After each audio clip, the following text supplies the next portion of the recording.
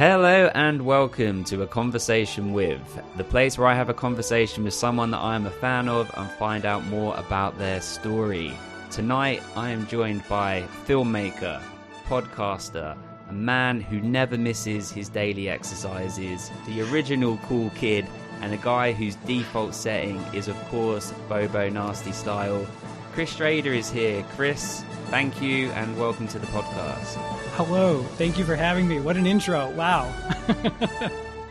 For anyone that doesn't know, you famously led the Hey Do You Remember podcast for 8 years, released just under 200 episodes, and that's not including bonus content and much more with your co-hosts Donna and Carlos. And you were revisiting movies from your childhood and seeing how, you know, they held up today. And quite simply, it is my favorite all-time podcast. To speak to you like a personal holy grail milestone of podcasting. Yeah, I'm really excited to have this conversation. But before we get to any of that stuff, if we were to take it all the way back, how did you first fall in love with filmmaking? I mean, I know it has a lot to do with Batman, but I mean, it does. How did that transcend through to, you know, where you are today? Batman was kind of like the big moment where things shifted from just being a fan of movies to really being interested in how movies were made. I mean, that realization that there are people out there doing this. It was the movie that made me start paying attention to names and credits. You know, with that one specifically, it's Tim Burton and this composer, Danny Elfman, and you see those names pop up and other stuff. And now I'm immediately interested. And I know it's kind of a silly entry point, but I was 7 years old when I saw that in a theater. It was just an incredibly overwhelming experience. And then I can trace that back. I mean, that's sort of the Rosetta Stone for all of this other stuff I wound up being interested in. The aesthetics of movies that resonate with me, the other types of filmmakers I got into. I can kind of trace it all back to that moment. And then part of that, once I had that experience with Batman, it's not just like everything completely changed. I was just, even the way I would play with my action figures, it was no longer just playtime. It was a TV show or it was a movie. It always had to be. Before we could get into the adventure, I would make the figures pose for the opening credits. And even like with the Batman one in particular, I mean, there were like these season-long arcs and I would play music along with it. And there would be these like season finale cliffhangers. And it was just like, and I'm just going to put these toys away for the summer. That was the finale. And then maybe we'll come back if we get picked up. And then that extended into playing with my friends too. We had like a group of my friends. We had this, we were really into medieval knights and all of that stuff. And so that's what we would play. And I decided that was also a TV show. It was called The Dark Ages. And I would do the same thing before we could start playing. I would make my friends pose for the credits. And it must have just been like, who invited this kid? Like, what do you mean I'm not holding the sword cinematically enough? What are we doing here? Let's go kill some orcs. So yeah, I mean, it's just like that kind of, I was always looking at the world that way. And so I don't think it was ever even a question of what it was I was going to do. I mean, or try to do. And so that very naturally led into film school and all of that. And then, I mean, the day I graduated film school, I left my last class and walked across the street. And the woman who would become my wife, she was my producing partner. And we were holding auditions for the very, very first movie I started making as soon as I graduated. So, yeah. Well, hang on. We've got to unpack it a little bit. So, Okay. I mean, what when you say film schools, I'm sure that there are comparisons here in the UK, but I'm assuming it's different out there in the US. But like, what does film school comprise of? Like, how long does that take? How many years is that? Well, there's how long it's supposed to take, and then there's how long it took for me, because it's a 4-year program where I went, which was Columbia here in Chicago. And I went for a year and a half. I was also playing in a band at the time and thought, I thought I was going to be a rock star. So I dropped out of school to commit full time to the band. All of these decisions, you can imagine my parents were just like so on board with. I mean, my whole life, it was like when I was a really little kid, it's like, I want to draw comic books. Okay. And like, I'm going to be an actor. Yeah, sure you are. No, I want to be a director. Great. I'm going to be a rock star. Just every one of these. It's like, I think these are getting worse. And so, but yeah, that's what I did. I took like a year off and surprise to no one but me, that did not pan out. I wound up in Carbondale at another college at Southern Illinois University for English education. I let some people talk me into being an English teacher. Did about a year of that, realized I was absolutely miserable. So it was just a long way around to wind up right back where I started, which was at Columbia. And by the time I got back that second time, though, I mean, it was do or die time. And especially because so many people around me were just like, what is going on with you? I mean, what the hell kind of path are you even on here? So I was so committed to it. I did not want to let anybody down. And so I had like 2.5 years left of that. And that in particular was amazing. And the thing about Columbia, what was kind of cool when I started there, and this is before YouTube was as prevalent as it is now. I mean, honestly, if an up and coming filmmaker asked me my opinion of film school now, I would say there really is no reason to go. The information is available and it is free. And, even the part that was so important to me while I was there, which was making connections and networking and everything, even that you don't really need to go to school for anymore. So, but the great thing about it at that point was it was really, really vital to be making those connections, to be meeting cinematographers and editors and, also getting a real appreciation for, this is even, I sound like a dinosaur, but this is like right at the beginning of digital filmmaking becoming more of a thing.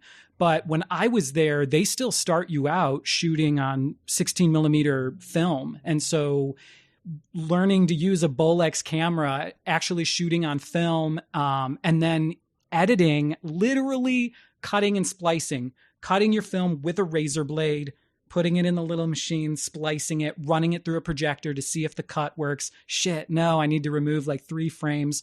That whole process, oh man, I mean, it was agonizing, but it really fundamentally shaped the way I edit or even shoot things, because I always had to be very conscious of, I only have this much film and they're not going to give me extra rolls. And with editing, because it was such a laborious process, it was like, you really had to think about all of this stuff. And even now, when everything's digital, you can just leave the camera running and just one take after another, after another, after another. And even getting into editing, and it's amazing that, that you have nothing but time and you can just try anything. But I do think having that more disciplined introduction to all of it, that really served me well. So, but I mean, yeah, I can't even remember what your original question was. 4-year program, pretty standard. Yeah. Well, okay, so let's just hypothetically say that music had panned out. Do you think that you naturally would have ended up back in filmmaking anyway?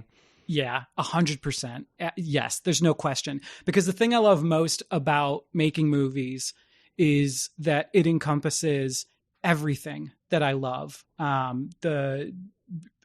Because I like painting and photography and making art, and the visual component, obviously a huge thing, but also, yeah, the music side of it.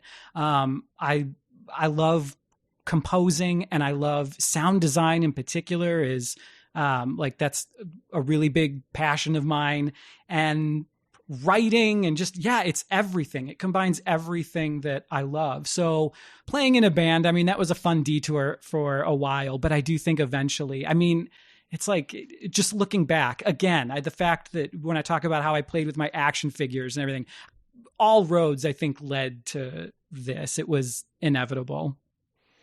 And so then what was the first movie film, short film, or whatever that it was that you produced when you finished film school?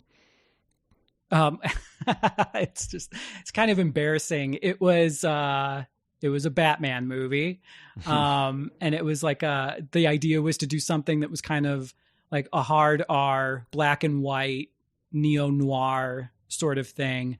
And, you know, honestly, I don't think it's terrible to be embarrassed about that stuff. I think that's how you should feel. I mean, if I could still stand firmly behind something I made that long ago, I think that would be a bigger issue.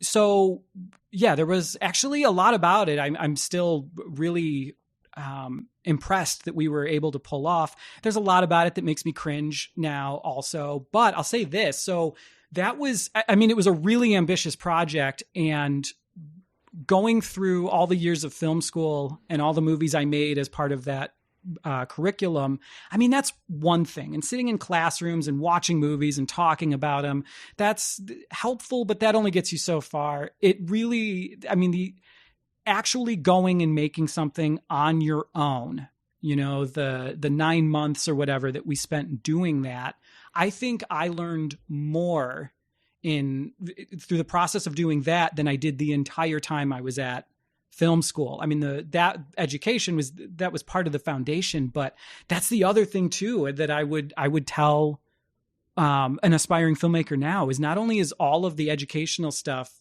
so easy to access, but just pick up a camera and start doing stuff, because that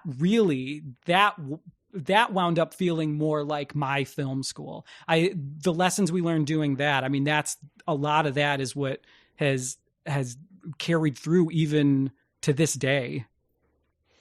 Yeah, for sure. I mean, practical experience is always going to be, you know, things that you've read about, you know, to actually feel it and live it is always going to be more impactful. So yeah, I fully agree.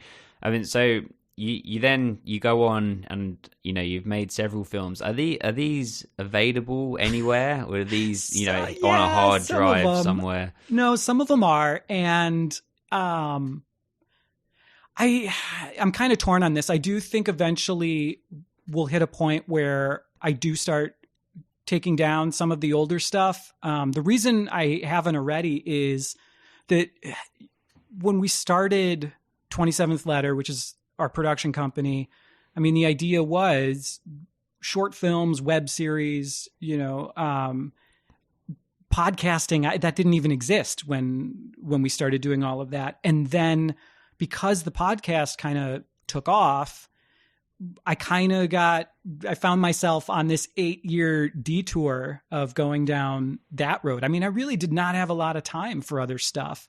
And so it's only now that I feel like we're getting back to what the original intention was. And I think the more content we start producing, the video stuff, the easier it'll be to go back and take down some of the older work. I'm going to be honest. The desire to make a Batman movie, like, I really don't feel like I nailed it. That temptation is still there. I have not written that off as a possibility. That little demon comes to visit me pretty frequently.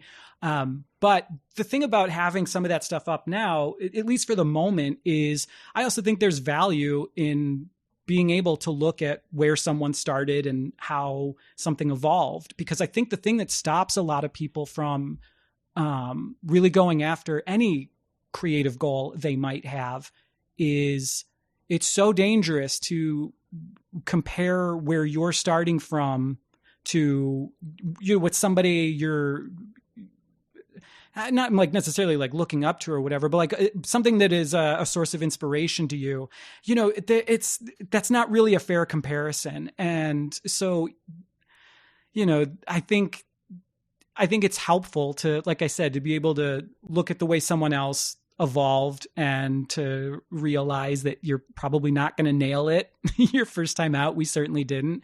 And just really the importance of to just keep moving, to just keep pushing forward with all of this stuff. a great example of that that's relative, I guess, to me and to you in a way is, well, definitely to you, is I've got that from you from podcasting in terms of listening to your podcast, not just Hey Do You Remember, but also, you know, Rogues Gallery and, you know, other things that you've been on, and, you know, everyone in 27th Letter. It's inspiring, and, you know, other podcasts that I enjoy as well. And so when me and Dom, who's not here, but, you know, my co-host, when we normally team up on things, when we started only, you know, about a year and a half ago, to listen to any of that stuff now, it feels embarrassing. And it was only a year and a half ago, you know, and I'm sure in 2 years' time from now, things that not your part of this podcast, but I'm sure my own parts, you know, I'll find things where I would be, you know, critical and feel like I could do those things better. But as you said, that only comes with practice and experience and time and putting and involving and becoming better. And so, yeah, I fully get that. And I said this to Carlos, but you guys always make it look so easy, effortless. And something that I have always really respected about your podcast is your editing of it, because you can tell that there's no filler in there. You know, even we go on tangents and things, but they're hilarious, or, you know, they're on the point, or they're arcing round to the point of, you know, the podcast or the stories you're telling, etc.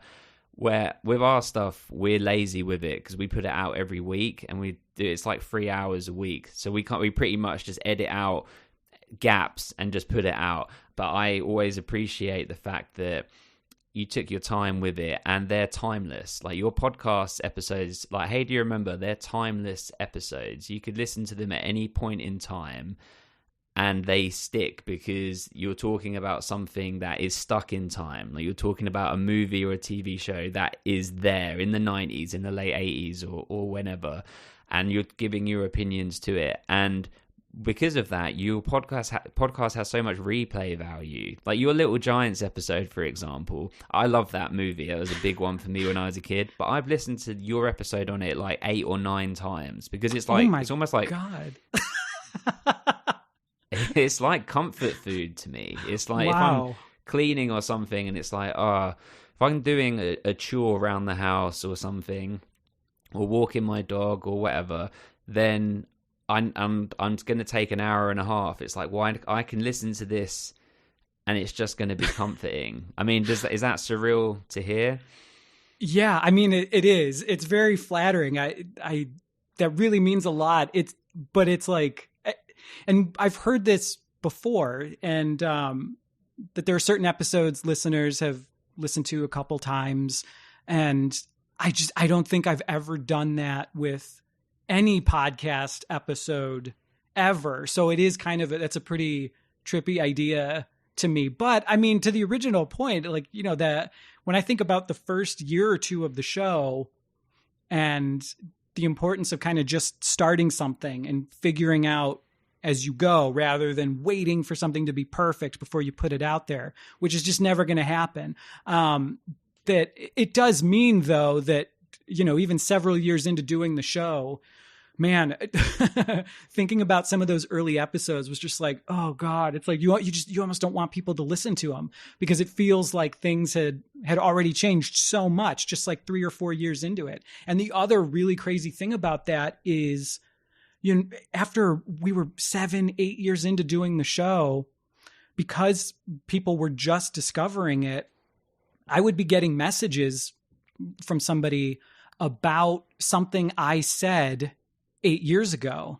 And so it was like, not only do I not 100% remember exactly what they're talking about, but I'm not sure I even agree with what that version of me said. I mean, that's one of the things about the podcast that is sometimes, it gives me a little bit of anxiety, is opinions that were expressed, language that was used, just things I eventually, and partially because of hearing them on the show, that just made me go like, ooh, yeah, I don't like the way that word sounds coming out of my mouth. I'm not going to say that anymore. Or just, you know, you learn a lot about yourself when you have to listen to yourself for that long. And, but it's there. We're not trying to hide any of it, but, yeah, there are a couple of moments from some of those early episodes that are just like, the idea of people hearing them is just like, listen to a few more. Don't judge us just on that one. And that is always something that can make you feel anxious, because people want to start at the beginning. You know, they want to be in it from the off. I mean, I love all of the eras, let's say, of Hey Do You Remember. I actually discovered your podcast just by putting in The Mighty Ducks 2 into iTunes just to see if something would come up, and it came up, and yours was the first one that came up. I listened to that one, I loved it, and then just went through and listened to like all of the ones of movies that I knew, which was probably about half of them. And then there was films that I'd never heard of and that I'd never seen, but it upset me that I can't listen to that podcast episode about watching the movie. So I would go and buy the movie, watch it, to then listen to the podcast, and through that I watched some strange films that, like Once Bitten, for example. I'd never heard of that. Yeah. Adventures in Babysitting, I'd never heard of that, but I really enjoyed that one, and loads that I really enjoyed. And there's still movies that I need to watch. There's still episodes I haven't been able to listen to, and I'm dedicated to complete the catalogue. Yeah, it's a crazy thing that your opinions there will live forever. But something that I have to commend you on as well is your vulnerability to tell your own personal stories on the podcast, and sometimes stories where, you know, you were like the villain, so to speak, of the story. You know, not really the villain, you know, most of them was when you were a there's kid, but one in particular that just immediately came to mind that was kind of the point of telling the story, was this was a moment where I made the wrong choice, where I did a bad thing. Well, and I think most often everyone sees themselves as the hero of their own story and can sometimes paint the picture and blend things, but actually and then there's people to the other extreme where they always paint themselves as the villain when really they're not. You know, it's just like the tricks that our mind can play on us. But I think sharing those stories, those are the things that would draw people to your podcast, because it's personal. Because, you know, if you want to, people can hear anyone talk about The Mask or Die Hard or whatever, though you guys speak about it better than anyone I've heard speak about it, because you speak about it in a way that makes it make sense. Like, you changed my opinions on things because I had never really thought about it in that way. And sometimes that's a great thing, because it's like, you know, oh, okay, I didn't appreciate this part of Pulp Fiction, or I didn't appreciate how actually that camera move did this. And then other times it can not be so great, because it's like, oh no, some of the illusion's gone. But it's sort of, you know, it was so intricate. But those stories really help connect, because it's like, well, yeah, I have stories like that, and everyone has stories like that. So to hear other people have gone through it is really helpful. And especially like the Road to Gotham episode. I mean, I never thought that a podcast could, you know, make me feel that emotional. And it was just so brave. I mean, when you were telling these stories, like, was it cathartic for you? Was it helping you to, you know, like, decompartmentalize them? Or did you just, or that's just how you are, you just wanted to enjoy, you know, reminiscing on these things? It's hard now to think about the really, really early days of the show, but I do think there was some element of the way this all started, which was with absolutely no expectations. I mean, just the idea of having a podcast was not new. I mean, but it was definitely before it really blew up. And we never expected the idea of like, oh, how many people might listen to this, monetizing it. Oh, forget it. I mean, that was never a part of the conversation ever. And so I think in the early days, I mean, it maybe there wasn't even that much thought going into it, because in those days, sit in front of a microphone with my friends, and at a certain point, you just forget the microphone's even there. I'm just having a conversation with my friends. And there's not a lot of thought to the fact that then this thing goes out into the world. Like, people are going to find this potentially. That just wasn't a huge consideration, as weird as it seems now. But then even when it was clear that we were developing a little bit of a following, and there were certain things that listeners seemed to be responding to, it's so bizarre. This is so contradictory. And this, I guess it's not specific to the podcast, but it's like, it's so weird the ways in which I think I am actually a very private person. And in some respects, a very introverted person, which I'll bet no one that listened to that podcast, that's not a word they would use to describe me, but it's true. But simultaneous to that, I mean, like I'm also, I never had any qualms about sharing any of that stuff, any of those really embarrassing stories. Because I knew going into it, I thought that would be the more interesting and entertaining way to go. Like, no one wants to hear the story where like I did a good deed, or, you know, I was really awesome. That's not going to play. You want to hear about, you know, the times I humiliated myself or did a stupid thing or said a stupid thing. And then I never really thought twice about sharing that stuff. And some of it maybe I should have, but I just didn't. And it's so weird the ways in which I have always been willing to be very open, just like with my friends, because I've been telling these stories like my whole life. And then eventually to strangers, to all of these strangers on the internet, and just feeling like, let her rip. I don't care. I will talk about anything on this podcast. I don't care. And then just at the same time in my own life, but I still needed a little bit of a wall up between me and the listeners sometimes, or just like, you know, this sounds so stupid, but really kind of reconciling the two identities, you know, the Chris from the podcast that the listeners had maybe felt like they formed some sort of relationship with, or who they thought I was based on this podcast. And then who like I really was in my own life. And sometimes those were two like really different things. So again, it feels very contradictory to be like, I was aware of this as the show was running. It's just like, it is so strange. I can sit down and talk about all of this stuff.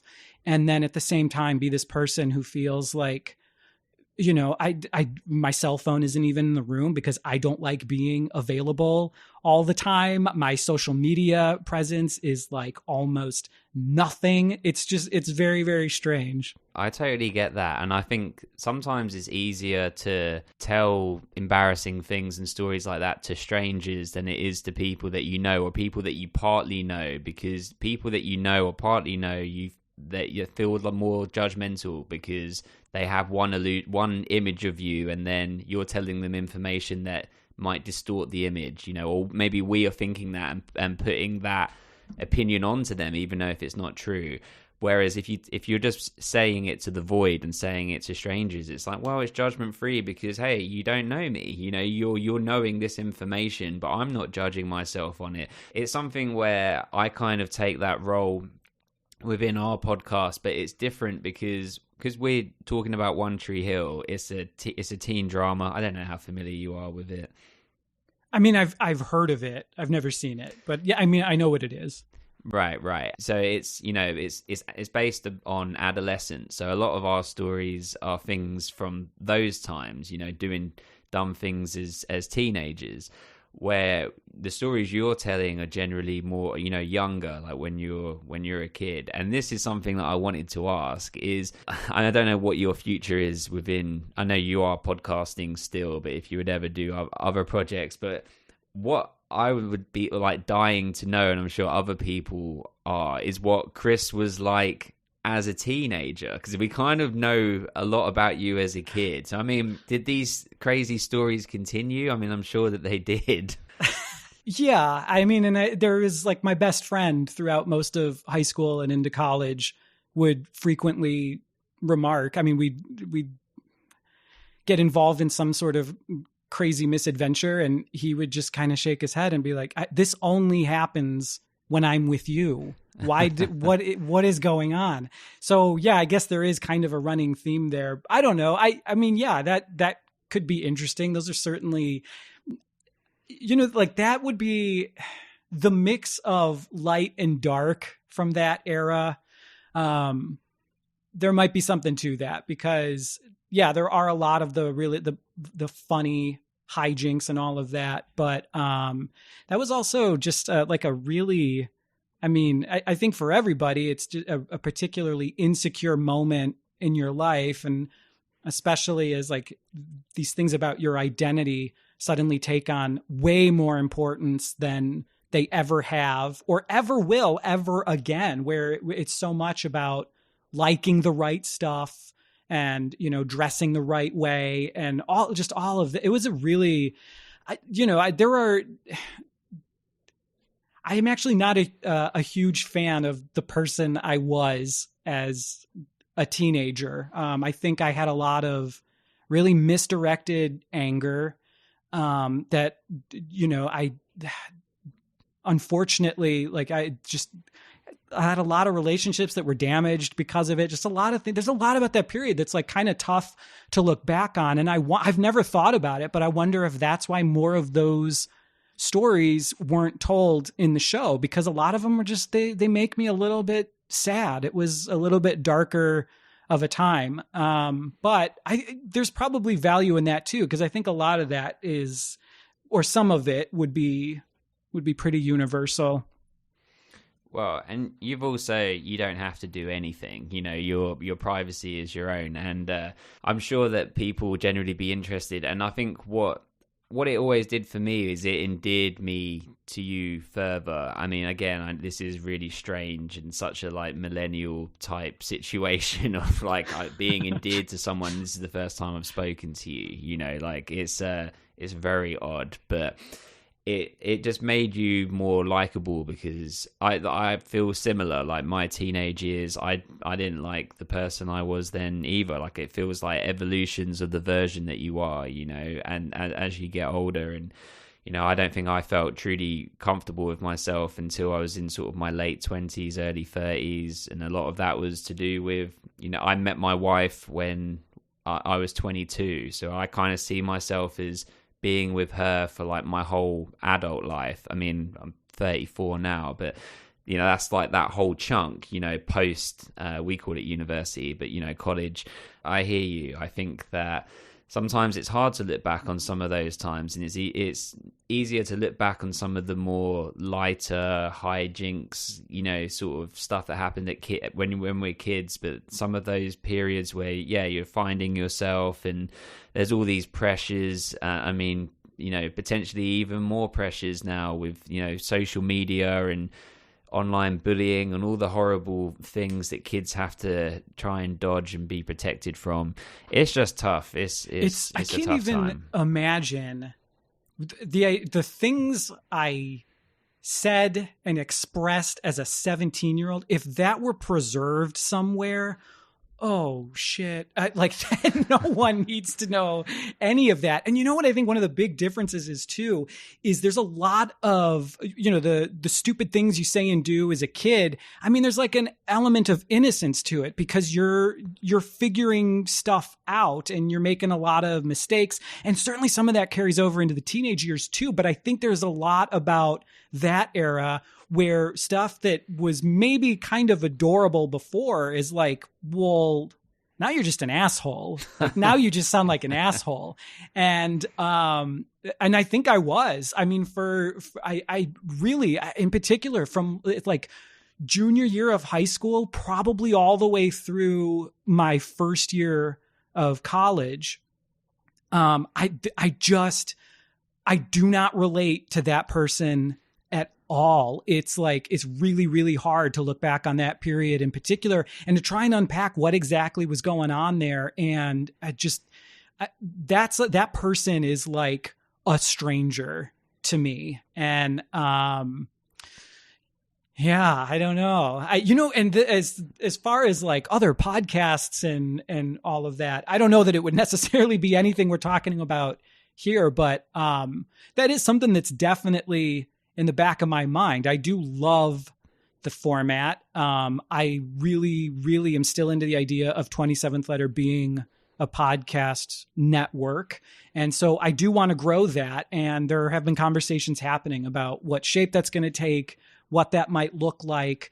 And although part of what's really exciting to me at this moment is doing stuff that's a little bit more in the fiction space, like audio dramas and that kind of thing, definitely, I'm very aware that one of the key elements of Hey, Do You Remember was that, the autobiographical nature of a lot of it, and trying to figure out if there's another way to tap into that isn't too close to what we've already done. I would be so down for that. I would be so interested in doing something like that. I just, I'm probably still too close to Hey, Do You Remember and that whole situation, and still sorting through a lot of those feelings, and just kind of taking a little bit of a deep breath here before I figure out exactly what those next steps are going to look like. Yeah, for sure. I mean, 8 years is a massive chunk of time. Most people change jobs, every couple of years. And not that it was a job, but being committed to something for that period of time is amazing. And I mean, you said in the final wrap-up show for Hey, Do You Remember that, there were different periods, and, you thought some of the quality was better than others, etc. I just have to say, I thought there's never been an episode I've listened to that I haven't thought was good, in terms of the content of what was being said, how things were, being critiqued and everything. It never seemed that way.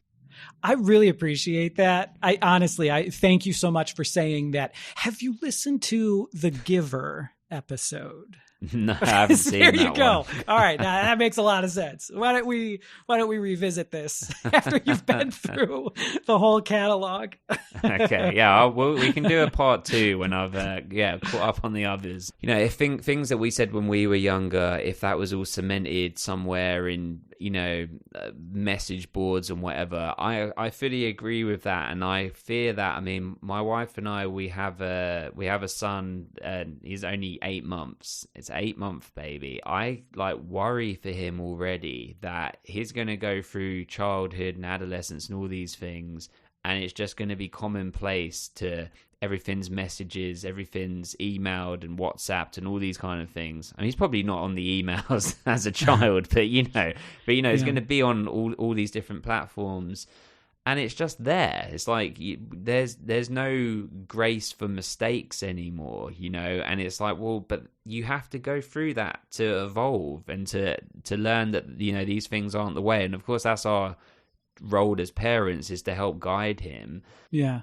And a big part of that will be probably, no, you're not going to have a phone for a very long time because I want you to be free, but it's a scary thought. Absolutely. Well, and I think what you said about, it's just, they won't question it because it'll be a thing that was just always there. My generation, we remember life before all of this stuff. I have to ask you this, and I know the answer is because, you wasn't into it for the money. You weren't monetizing it like it was a business, and all of these things are super commendable, and I love that. And it's, the same. I enjoy doing this as a passion project and a hobby, and I love it. But I have to ask, Hey, Do You Remember hoodie? I'm the sort of person that likes to have tangible things, clearly, or things that I love. And I have the Cool Kids sticker up here on a pinboard. I bought the 27th Letter Productions t-shirt because, I thought that was close to, having the logo. But why was there never just a Hey, Do You Remember hoodie with just the logo on? And is it too late? Can I just buy one? There are 2 reasons for this. The big one is because obviously when you first lock into the idea of doing merch, this is the first obvious idea, the logo. I tried. And the thing is, because like you said, we weren't thinking about monetizing this it was just because we were kind of fumbling our way through this in the beginning. When I made the logo, I was not thinking about printing it at any point on clothing or anything. So there just was no consideration given to what dimensions it should be, how big the image should be. So the original, that image, it was just too small, and also the gradient on it, the colors, it just didn't look good. And I tested it with several different printing places before the one we settled on, which was far and away the one that had the best quality for the designs we actually went with. And there were several designs we attempted that looked really good in the little preview and everything. But when they actually shipped samples, it was just like, oh man. And it was just really obvious. These are the ones that really pop, that look good. And these are the ones that just, they just don't work. And the logo was the one that we numerous attempts, and it just never looked right. And so what I was left with was, because it was like, it would have been nice to go back to that original Photoshop file and then just kind of start a new one and carry over like, oh, this is the font and this is the effect I used on this layer. But that computer had crashed like years ago at the point we were doing merch. So it was like trying to redo it from the ground up, and it was never an exact match. And I even thought, for the purposes of printing shirts, just a solid color, we could at least get the font, but just a solid color. And I got to tell you, all of it just looked like bootleg merchandise. It looked like it's like when you go to the United Center here for a Bulls game and there are people outside the stadium selling all of this knockoff merch where it's like, from far away, it looks like the Bulls logo. And then you get closer and you're like, I think that's a clip art of a cow that they colored red. And it's like the Bulls has one L in it. And you're like, no. That's what all of these other attempts looked like. It looked like bootleg, unofficial, hey, do you remember merchandise? I just didn't love it. And the other reason too was I really loved the idea of merchandise, like the designs that were built around inside jokes or references from the show, for two reasons. I love that because if you're wearing it and someone else who knows the show sees it, there's that recognition of like, I got that reference, that there's an immediate connection between the two. You're in that cool kids club. And then the other reason is, then even if they aren't familiar with it, if you're wearing a shirt that says, hey, do you remember? Somebody reads it and goes, yes. And then they go on with their life. If you're wearing a shirt that says Karen's Soccer Mom Club, it's like, what is that? It's a conversation starter. And then maybe this person who had no idea what the podcast was is like, that sounds kind of interesting. I'm going to check it out. So that was a factor as well. Having these things that were more inside jokes than they were just billboards advertising the show. And I'm still really that's the kind of stuff I like to own too. I don't want a shirt that says Jessica Jones. I want one that says Alias Investigations. Like, that's just more the kind of stuff I'm into. But man, you're not the first person to ask for something like that. And would that I could. Believe me, it was the very first thing we tried. That's a great answer. That makes total sense. Yeah, and I also like those things where you have something that people don't know. I do prop collecting because I'm really cool. Sarcasm, there's heavy sarcasm on there. But I like having some things that I can have in my everyday life that no one actually knows that it is that thing. Yeah. But I know that it's that thing. Yeah, I've got some strange examples of things like that. It freaks my wife out, but in our garage, I have a pair of Adam Sandler's shoes, just in case I want to walk a mile in them, you know. Yeah, she thinks they're pretty gross, but, you know, they're there, and no one knows they're his shoes. I know, you know now, but... Yeah. I love it. I totally get that.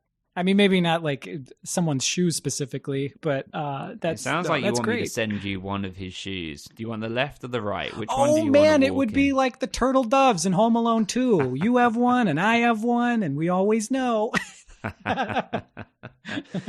Yes, that's such a weird thing. Okay, well that answers that. I wanted to ask about the Patreon, like for the bonus content. Is that something that you're thinking of, that you're just going to keep there so that people can access the additional stuff, or yeah, how is that going to work? You mean as far as what happens to it now?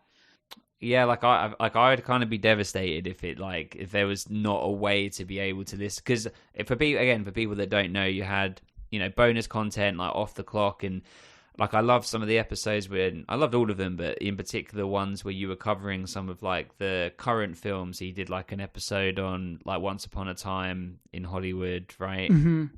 And movies that were out in the cinema. So so what will that content be available in some form going forward? We tried figuring this out, a way for people to download all of those, pay like $10-15 or something and be able to download all of them. I couldn't find a good way to do that. It wound up being really, really complicated. And I think the longer those conversations went on, the more it seemed like the three of us were kind of thinking maybe it was all right to just leave it as this special thing that had existed for the patrons.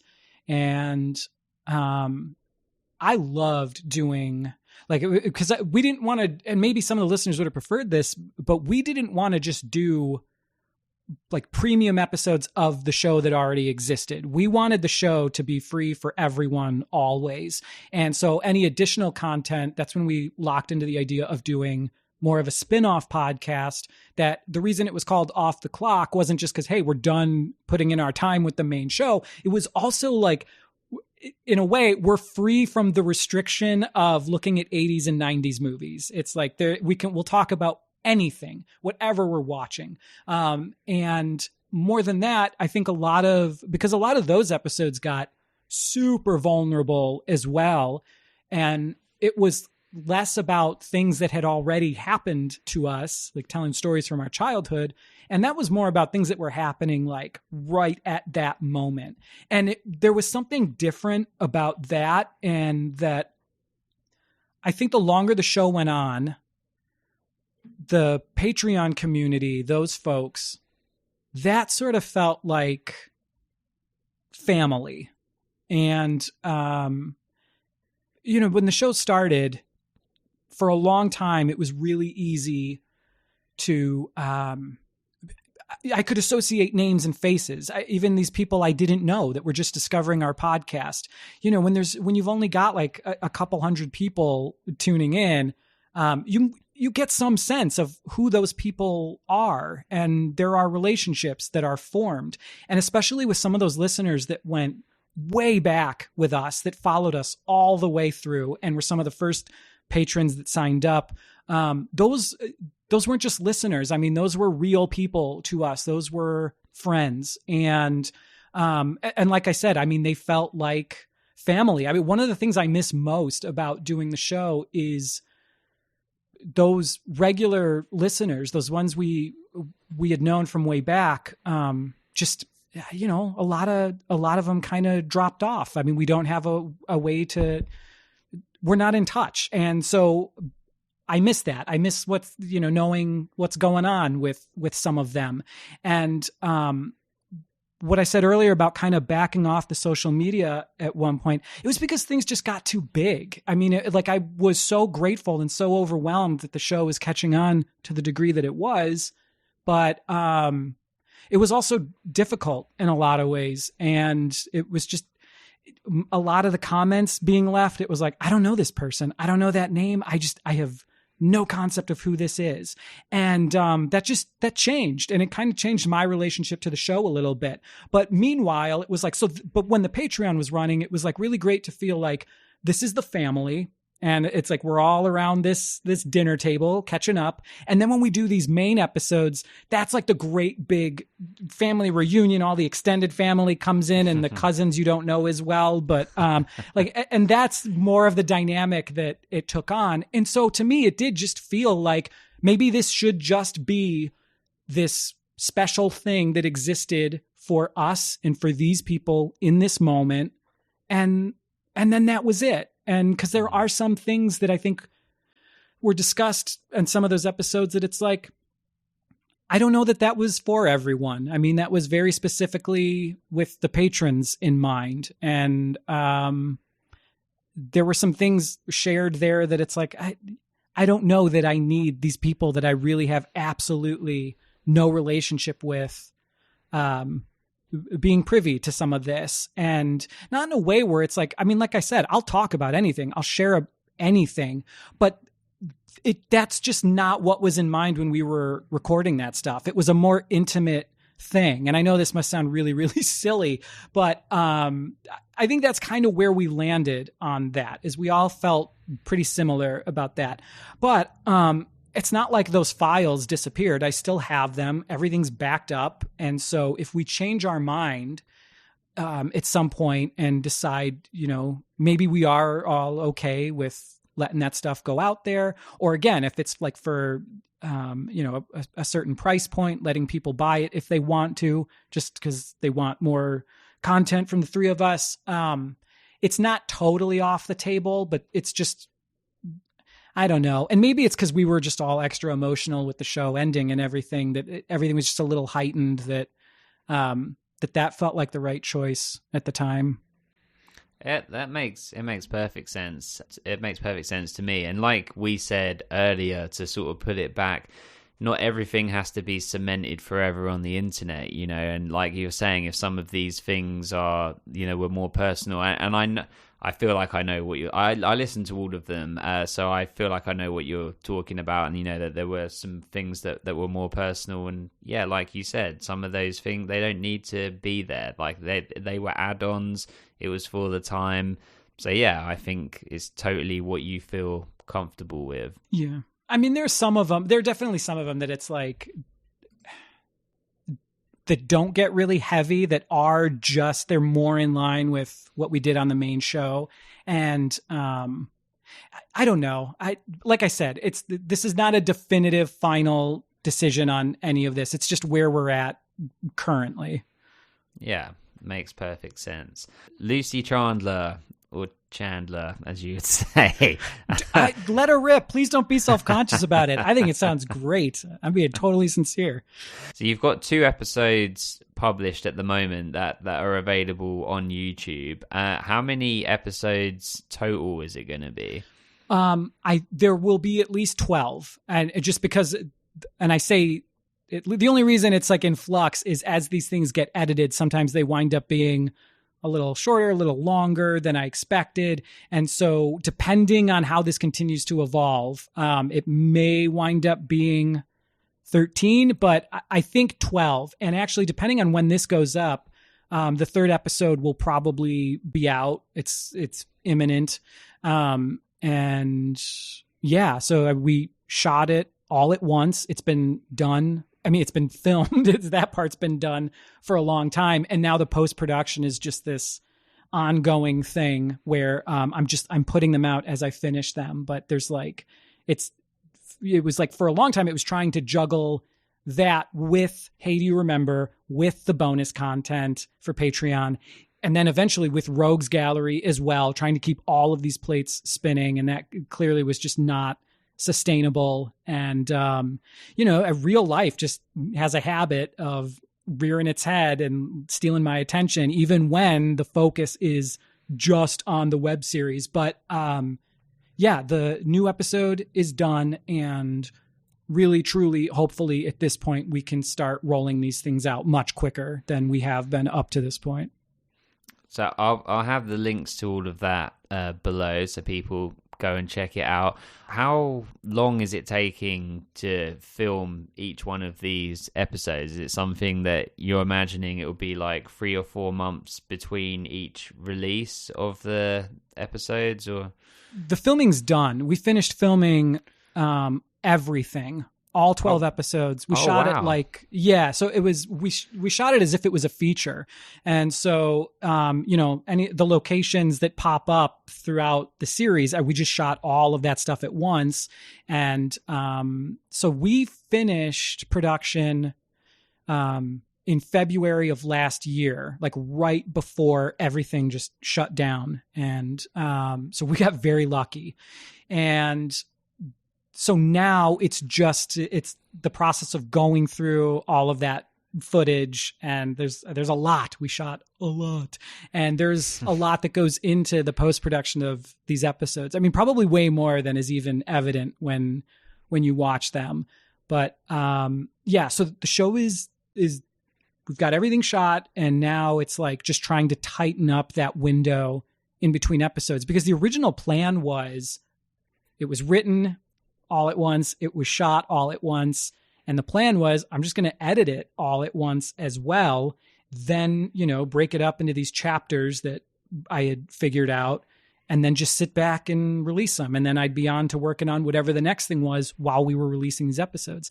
And then it just became really clear that this was going to be such an intensive process. And so many people helped out on this. I mean, there's something crazy like 50 speaking roles across these 12 episodes, and people that had been waiting for this for a long time. And it just felt like, I know in many ways it puts us at a disadvantage to release them this way, but it feels like in a lot of other ways, maybe the best thing to do here is what I said about just as they're done, put them up.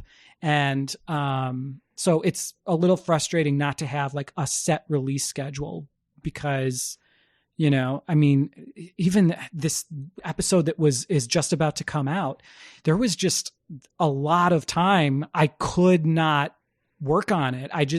Circumstances just did not allow it, and unforeseen stuff too. So the idea of trying to be married to any sort of concrete release schedule with this, it just feels inevitable. At some point we'd have to be like, oops, sorry, this came up. And so, it's like every time one of these finishes, I turn my attention to the next one. And it's kind of, in some ways, like starting a brand new short film from scratch all over again, and just trying to get everything all together. But it is coming along. And so, yeah.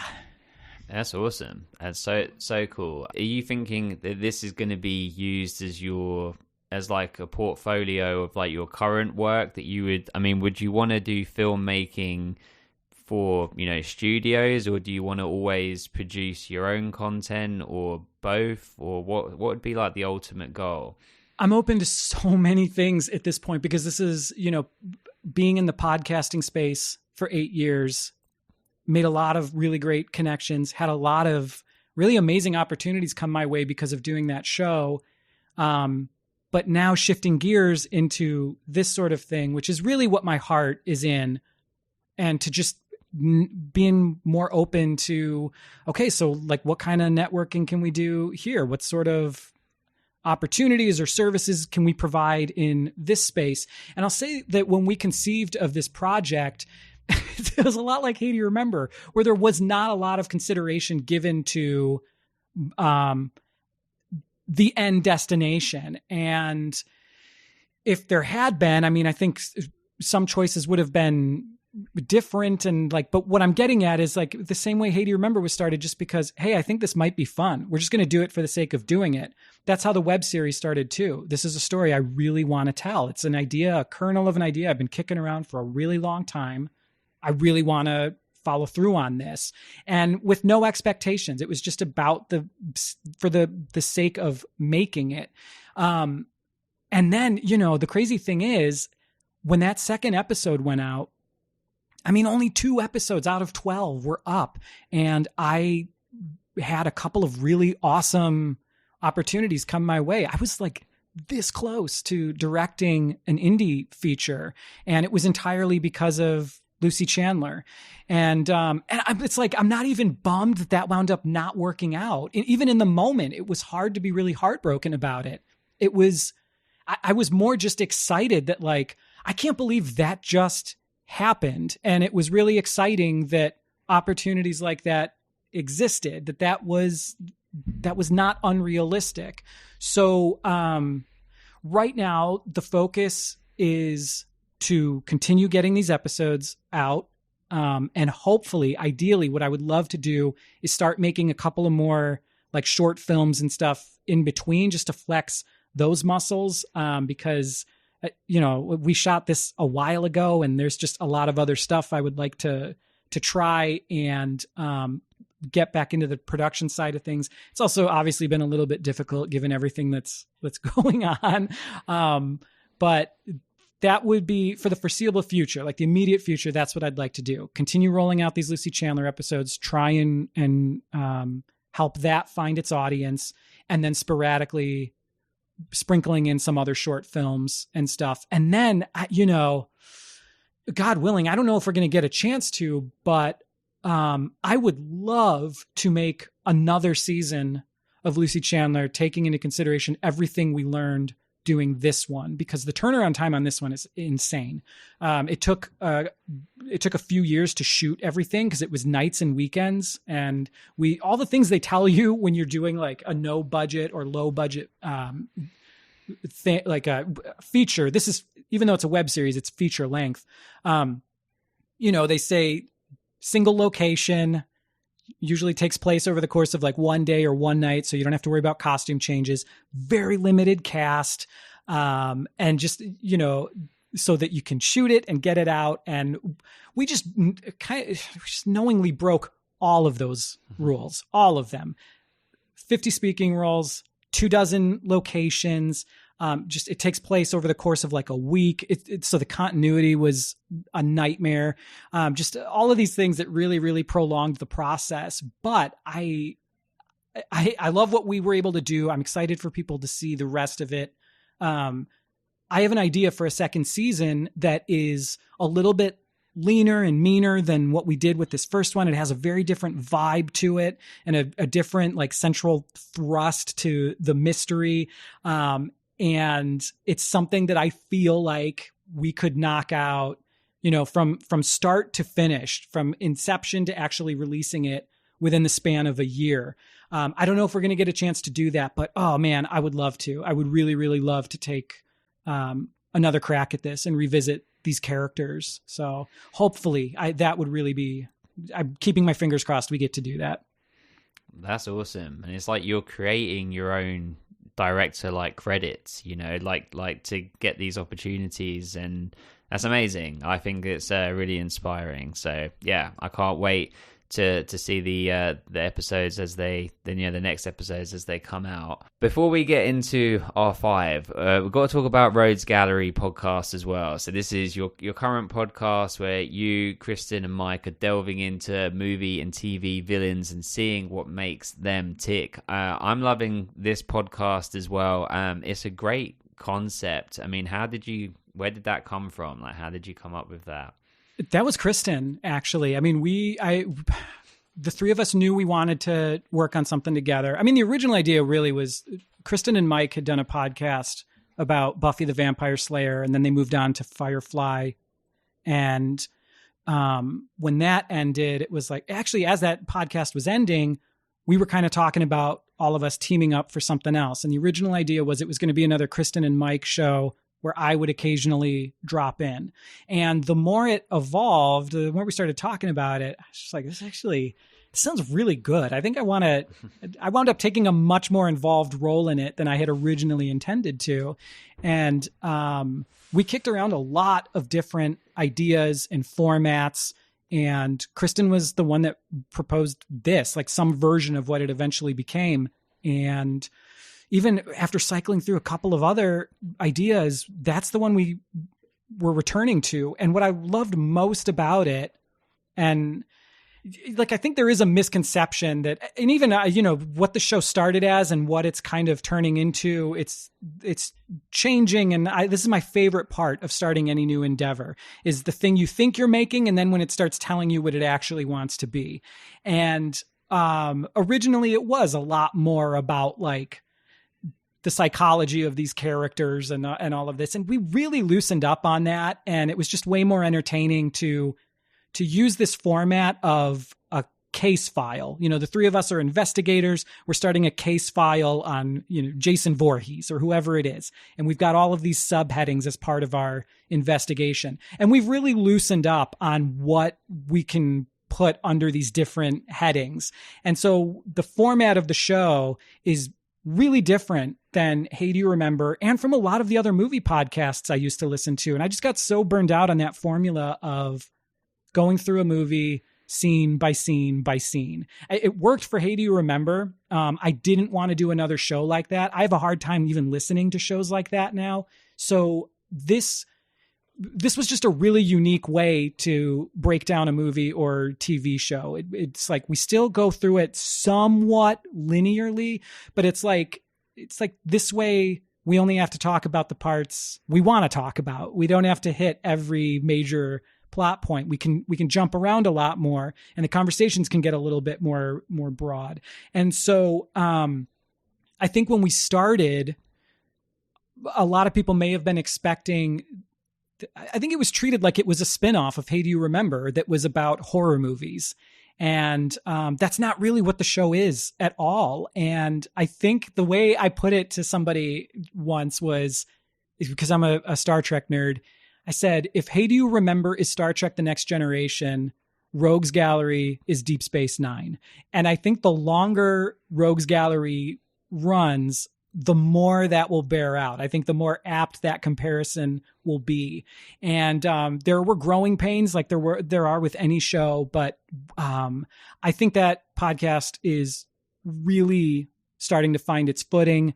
We've been banking some really, really good episodes, and we're just kind of loosening up a little bit on the formula, and even it is a deep dive into villains, and anti-heroes and all of this stuff.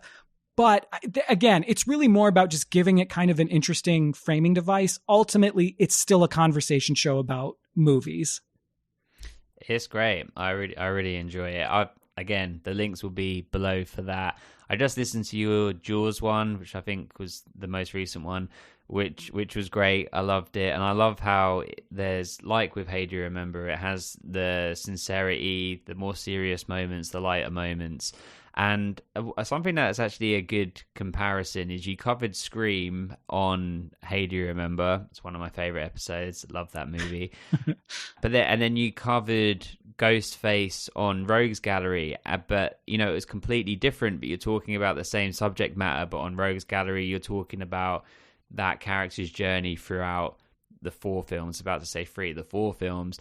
And, the TV shows, and you get to go and sort of weave through it all rather than just focusing on just that one movie. I think that was one of your first ones, wasn't it? It was the very first one, yeah. And it's weird that we started that way, because from that point on, one of the tricky things has been about, I've been very leery of covering stuff that I've already talked about on Hey, Do You Remember?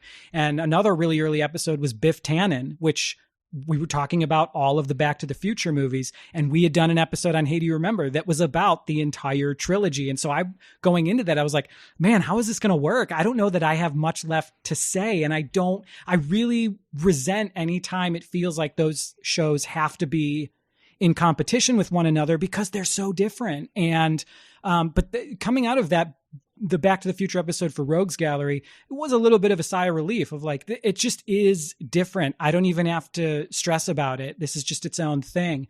Even still, there are certain things we've steered clear of, because it's no, I mean, we did a Hey, Do You Remember episode on this. And for me, it's not even just that we've covered this ground already.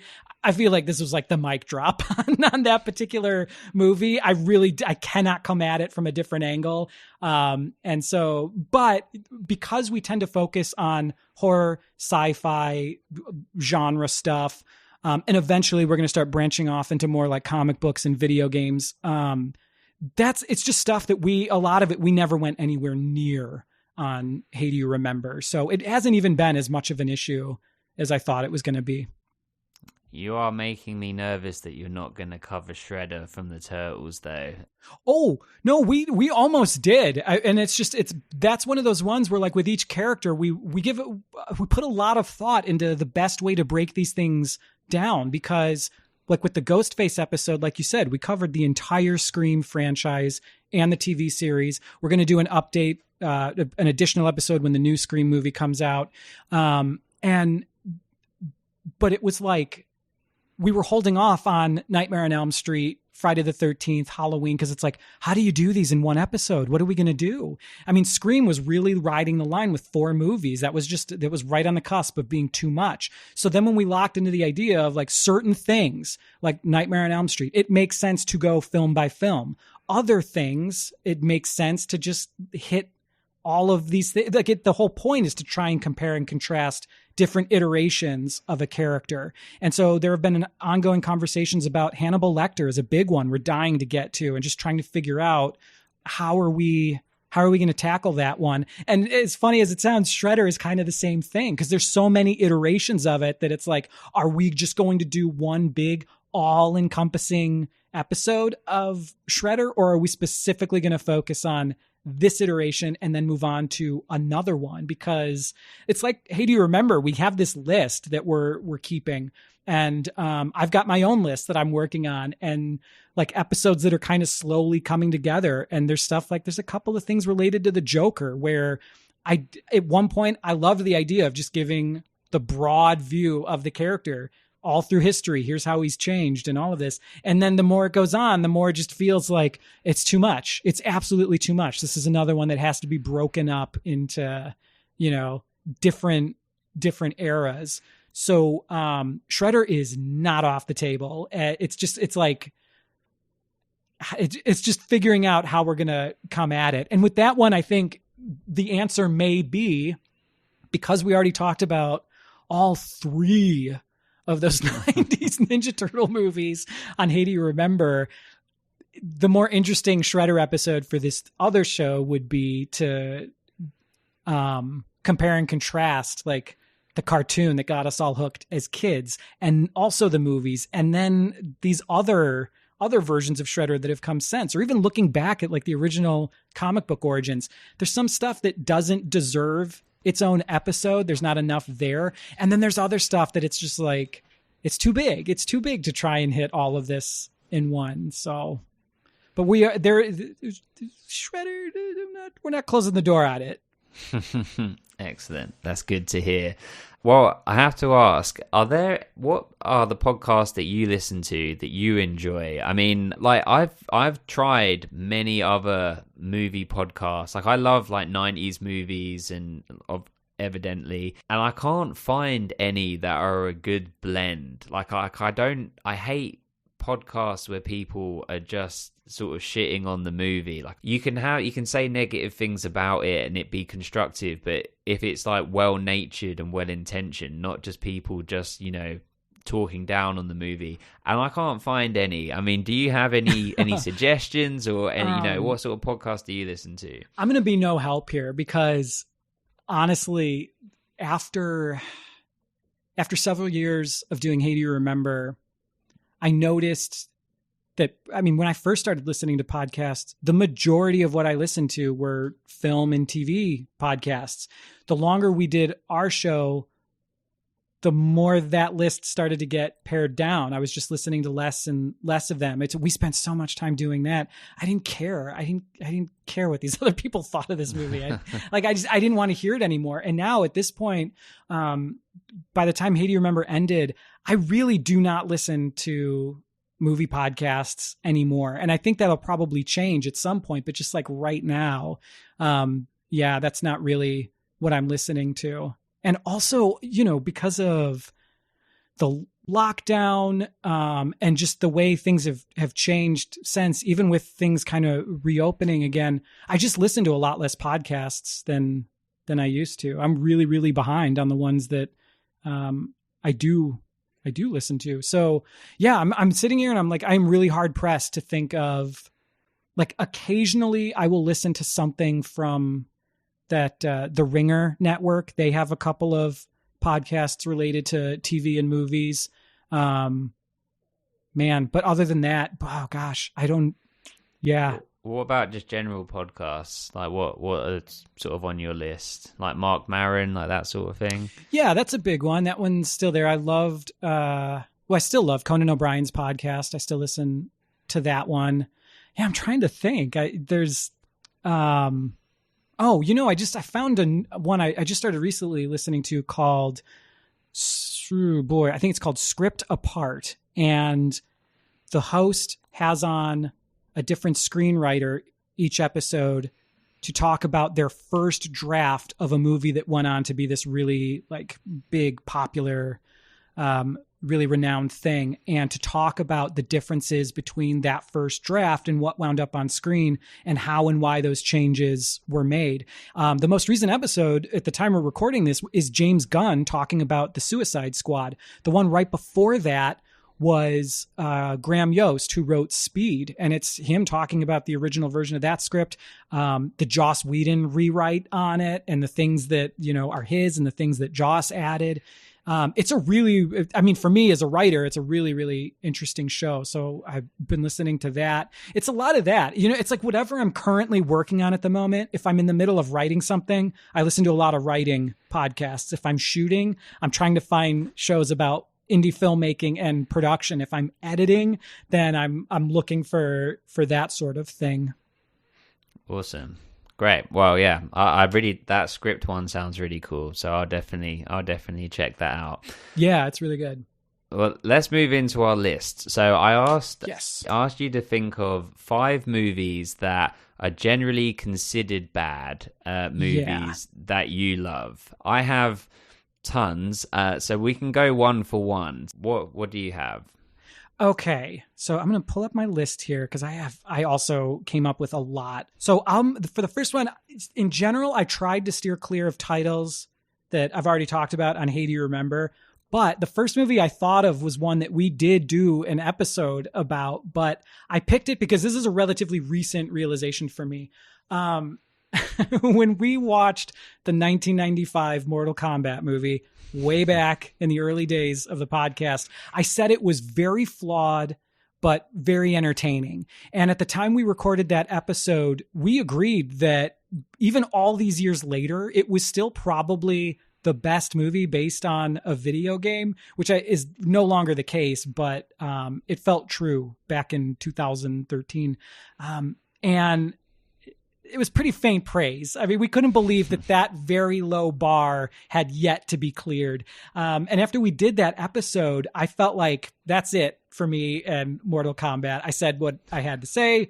It was a movie that I had loved as a kid, and I was now ready to just leave in the rearview mirror. Fast forward to COVID and the pandemic and going into lockdown. During that lockdown, I watched Mortal Kombat at least 3 times. And every time I hit play, I was like, what am I doing? There was one time, because you had to do everything remotely. I had a doctor's appointment that I had to do remotely. And I'm sitting there waiting for it. And they stick you in like the virtual waiting room. And I'm like, seriously, we're going to preserve this part of going to see the doctor? And so I'm just sitting there waiting. And I'm like, I'm just going to watch Mortal Kombat again. Like, what the hell am I doing?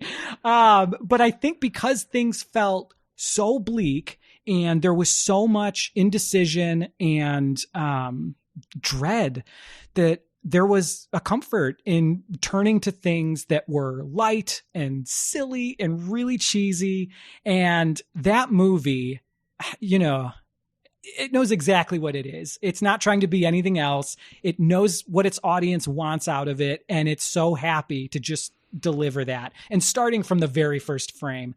And definitely also the new Mortal Kombat movie gave me an even deeper appreciation for the 95 version. So yeah, I think I love that original Mortal Kombat, which was sort of news to me. That was one that I never saw as a kid, and I watched for Hey Do You Remember to be able to listen to it, and that was certainly an experience to watch for the first time. Oh, for watching it for the first time now? Oh my gosh, yeah. But I appreciated it because I love that era, even if I don't like the movies. Though that one was fine, but I like the style of it. Like I know that had special effects, but I like some of the elements where they're still putting practical effects in. Like I love practical effects over CGI. Yeah. Oh, I'll take the janky version, like the puppet Goro with totally absurd proportions, over the CGI one that's like maybe technically closer to what he looks like in the game or whatever. But like, oh man, no question. There is something very charming and very comforting about that 90s aesthetic for sure. Yeah, I mean, there's a reason. I know it had CGI in. It was like, revolutionary in it. But there's a reason that Jurassic Park still looks great today, where some things in like the third Jurassic Park look a bit ropey. It's because they invested and they were doing it. That there was actually something there that they were reacting to. Yeah. But right, well, to stay on to this theme, My one is also video game related. Oh, It was my 6th birthday party, and this was like a classic where you'd go to the cinema and then go to McDonald's afterwards with your friends and get the Happy Meals and whatever. And so because of that, it stuck with me and was special. And you did cover it on Hey Do You Remember? And it is Super Mario Brothers. oh, sure, okay.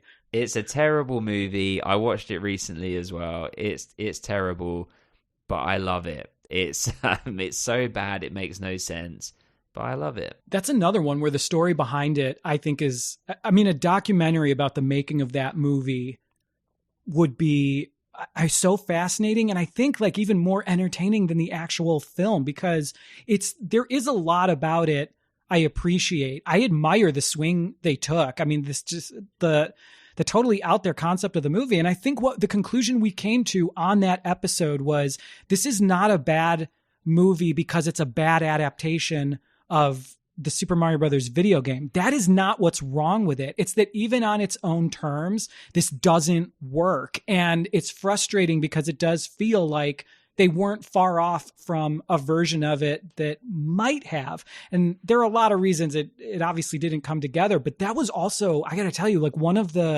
because I think that was our 2nd episode.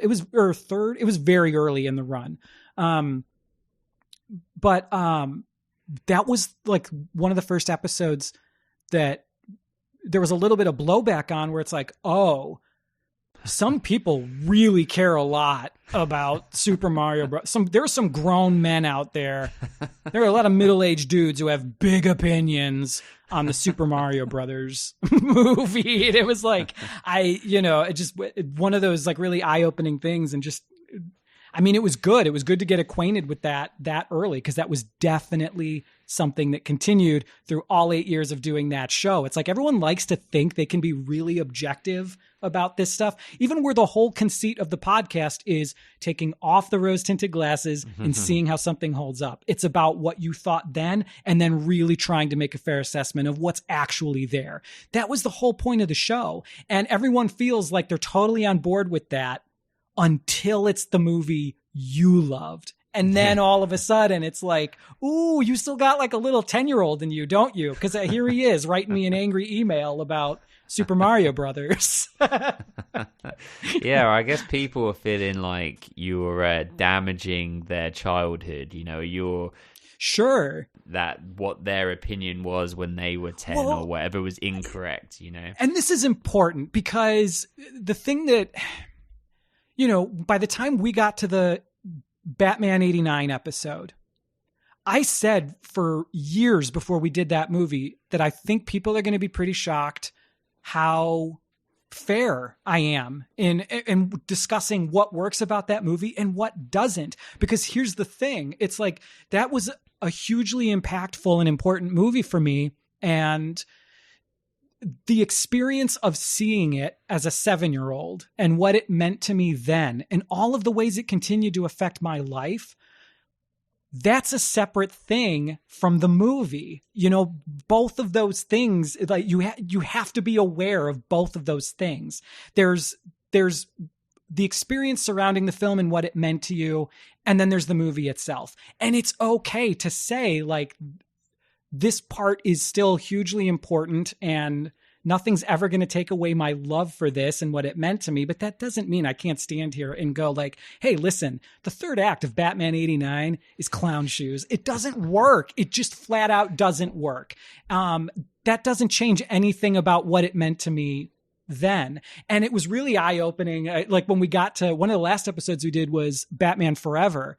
And for a lot of people that are just a little younger than I am, that's their version of Batman 89. That's the first Batman movie they saw in a theater. That's the one that holds a really special place for them. Whereas for me, that was the first one where I was like, I think I'm too old for this stuff. Like this doesn't work for me. That movie was a massive disappointment for me as a kid.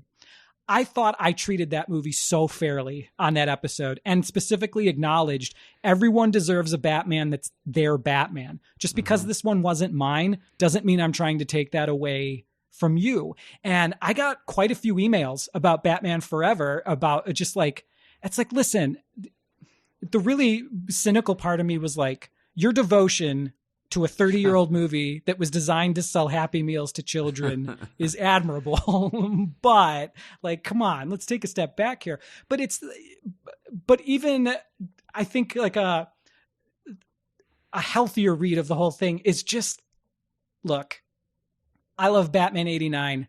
I can see it has its problems.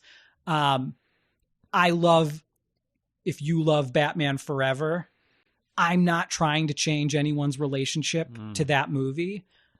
Stop trying to change mine. Like, there's no, like, you can't write to me and convince me I was wrong about what I thought of it as a kid. Like, that happened. It's done. That just is what it is. And so like I said, it's really easy to laugh along with these episodes until we get to one of the movies that it's like, it's one of your movies, you know? And it's never, you can't ever predict which ones it's going to be, because like, obviously we all love Indiana Jones and everything. That's a given, but it's like Howard the Duck is that movie for some people. Mm-hmm. Super Mario Brothers is that movie for some people. It's not that I'm not compassionate about that, but it's just like, you know, if you're laughing at some of the other episodes, you gotta take as good as you give, you know, you got to take your licks when it's your turn. I had my turn with Batman 89. There were other movies I loved that Donna and Carlos would just, I mean, steamrolled. They hated them. And the same, I mean, everyone was willing to like offer up their sacrifice and just please be gentle. That was just part of doing the show and the whole point. And I mean, this is probably getting too serious, but like, one of the reasons it felt like its time was winding down was the thesis of that show was that nostalgia is this really amazing and sometimes magical thing. And a lot of that innocent time in your life, it should be preserved, you know, and looked back on very fondly. But also nostalgia can also be a really ugly, dangerous thing that like it lies to you and convinces you that things were these truths about the past that aren't true, and they affect how you see the present. And I thought that was like one of the most valuable things about doing that show. And towards the end, it felt like, I don't know that we're really accomplishing this. It feels, and by the time we were getting towards the end of doing that show, I mean, nostalgia, not that it ever disappeared, but it was back in such a big way. And it just felt like we're not interrogating this. We're adding to it. We are really, really just feeding into this idea that I liked it when I was 10. So it's awesome now. And if you don't agree with me, you're wrong. And that was never what our show was about. And if people felt that way, that's a total misread. We were never, ever, ever interested in doing that. Yeah, I mean, there's so many great points in there. I guess we're some of the first generations of sort of man and women children. Like, we're adults, but we're children at the same time, because it's acceptable for us to be so sort of devoted to our own nostalgia, where I think other generations didn't have that luxury. You know, it's like, no, we got to move on, and we don't have the ability to look back at this stuff. There wasn't a YouTube, but there wasn't that ability to just go into this portal and then look back at these things and streaming services and DVDs and all that sort of stuff.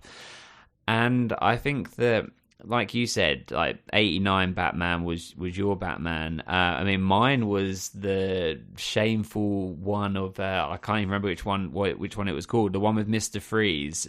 Oh, Batman and Robin. Sure. Right. That was the one that came out when I was like at that impressionable age, you know. And I think a lot of that is timing. It's what hits when you're at that stage, you know. And the Happy Meals that I was buying was related to that movie, you know. So it's like those memories coincide. And I think also, like you said, we have a way of romanticizing the positive things of the past. So we look back and think, oh, everything was so magical then. And sometimes actually then going back and looking at these things from the cold light of day to day, it can be a bit sad, because actually, no, these things weren't that amazing. So sometimes it is best to leave it there.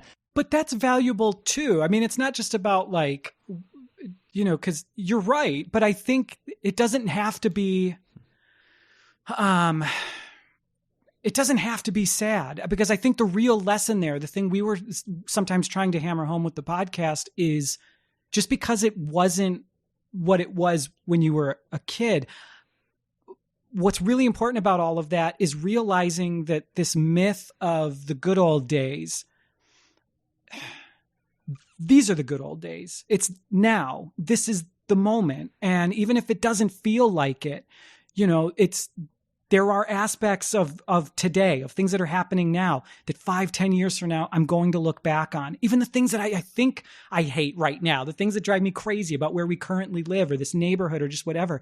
Someday, all of that part of it's going to fall away, and I'm going to think back about other aspects of this time in my life and just feel like, the good old days. But they weren't when I was in them, not consciously, but maybe they should be. And that was kind of what we were aiming at with the show, was like, these memories are great and they're a lot of fun. It is a lot of fun to look back on this stuff.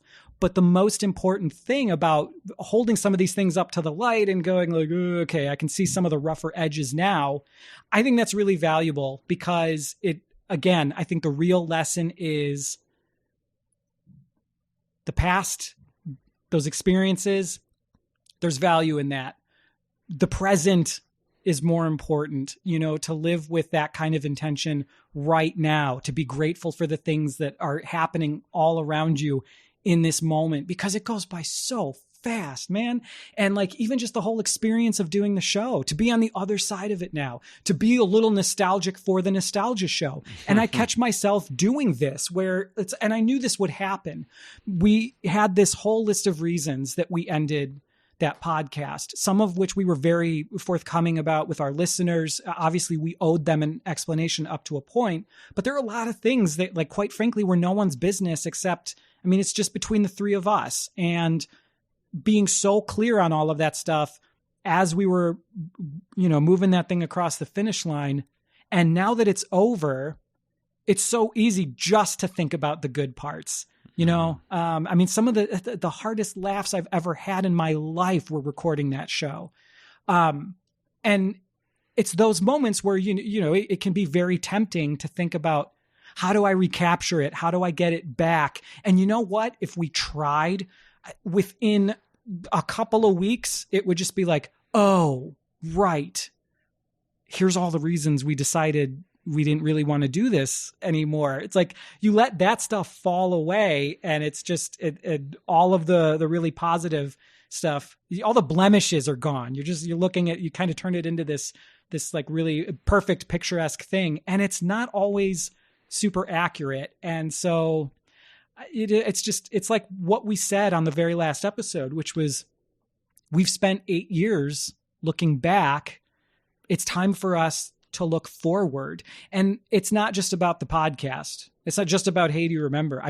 That was for me in life at that moment. That's how I felt. It's really easy to get trapped back there, Simon, and I think that can be really dangerous. I feel like there needs to be more emphasis on right now, on being present. And, even when things are really, really rough. And I know a lot of people are coming out of an absolutely terrible year. And a lot of people are still in a really pretty difficult place.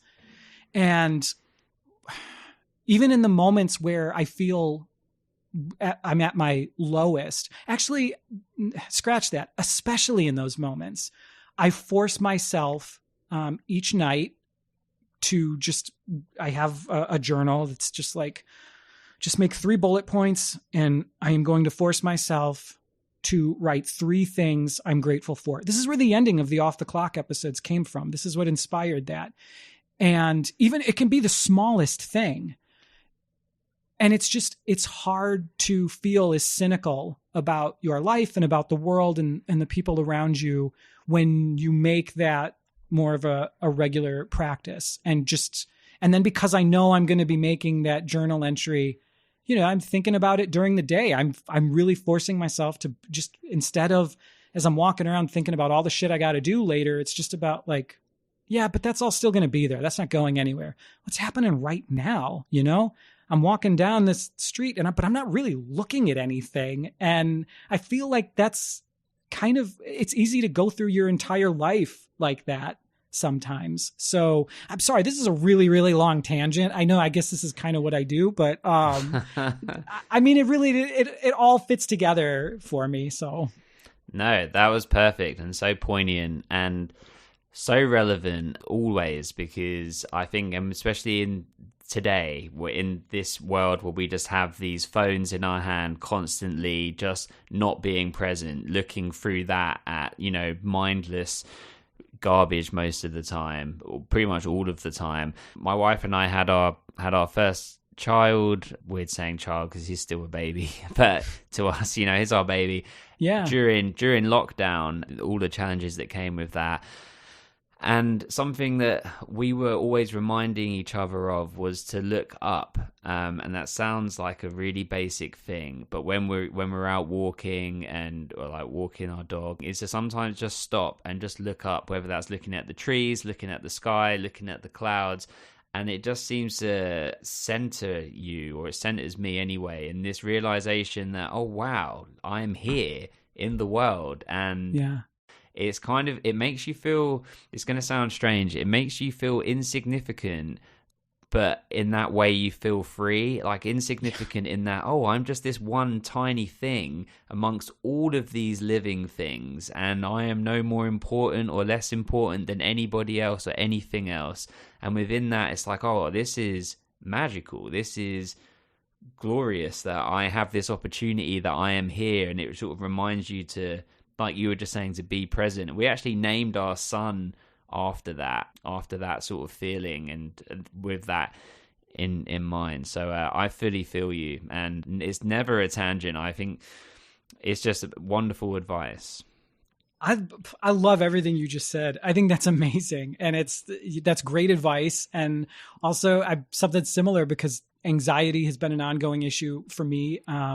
That one of the things I was told, one of the exercises, is in those moments, right, I can feel something about to come on, or if I'm in the middle of one of those episodes, just a similar idea of just really feeling your feet touch the ground. I mean, just really feel like, literally feeling like grounded, and just that I kind of love this. I kind of love the idea of that. And then doing what you said of just looking up, and I love it. Wow, I feel that's great. Well, give me another garbage movie that you love. Oh my goodness, that's right. Okay, I'm so sorry. Here we go. All right, what's the next one I had here? Okay, I've got two on here that are movies I sometimes turn to, like when I need to try and cheer myself up, and they could not be more different, these two movies. The first one is a comedy, speaking of Adam Sandler, called Grandma's Boy. Are you familiar with this? Do you know this movie? I haven't seen it. I know it's with the guy that's in all of his movies, and it's a weird movie, but I haven't seen it. So yeah, it's a Happy Madison movie. So Adam Sandler's production company. And yes, it's all of his buddies who usually have small supporting roles in his films. They were like, what if we just give them their own movie? This is the B team's moment to shine. The script is insane. Nothing connects. The movie keeps changing what it's about. So on a story level, it just does not function at all.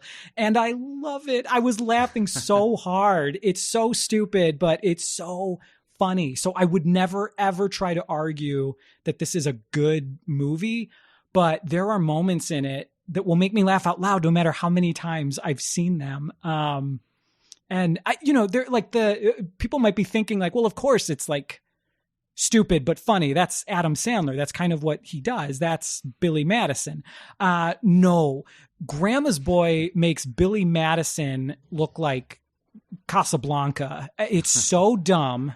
I'm probably going to watch it tonight now that I'm sitting here talking about it. But yeah, Grandma's Boy, that's a terrible movie that I love. That's a great answer. I will watch it. I need to check it out. So yeah, I'll let you know. I'm sure that I'll love it as well. Well, one of mine that's in a similar vein here, and this is actually my wife's comfort movie. This is one that she'll put on and watch, that fall asleep in the opening credits, but it's like a safety blanket. And so it's kind of become that for me as well. And it's a terrible movie, but I also laugh out loud at it, is Deuce Bigalow, Male Gigolo. Yeah. I don't know if I've seen that one or part of the sequel. That may be all I've seen. There's no redeeming qualities in that one. There's a woman in that one that has a penis for a nose, and every time that's the she one sneezes, I've seen. Yeah, that's the one I've seen. The European. It's when they go international, of course. That's the one I've seen. It's not good.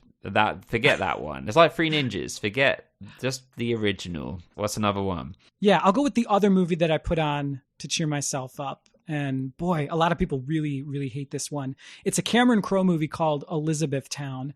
So it's about this guy who experiences this huge tragedy in his professional life, and then that kind of ripples out into his personal life. And then on top of that, he finds out his dad died. So he has to kind of hit the pause button on all of these things going on in his life so that he can go back to his dad's hometown to make arrangements, tie up some loose ends. And listen, I get it. I've heard the criticisms of this movie. They are valid. I see them.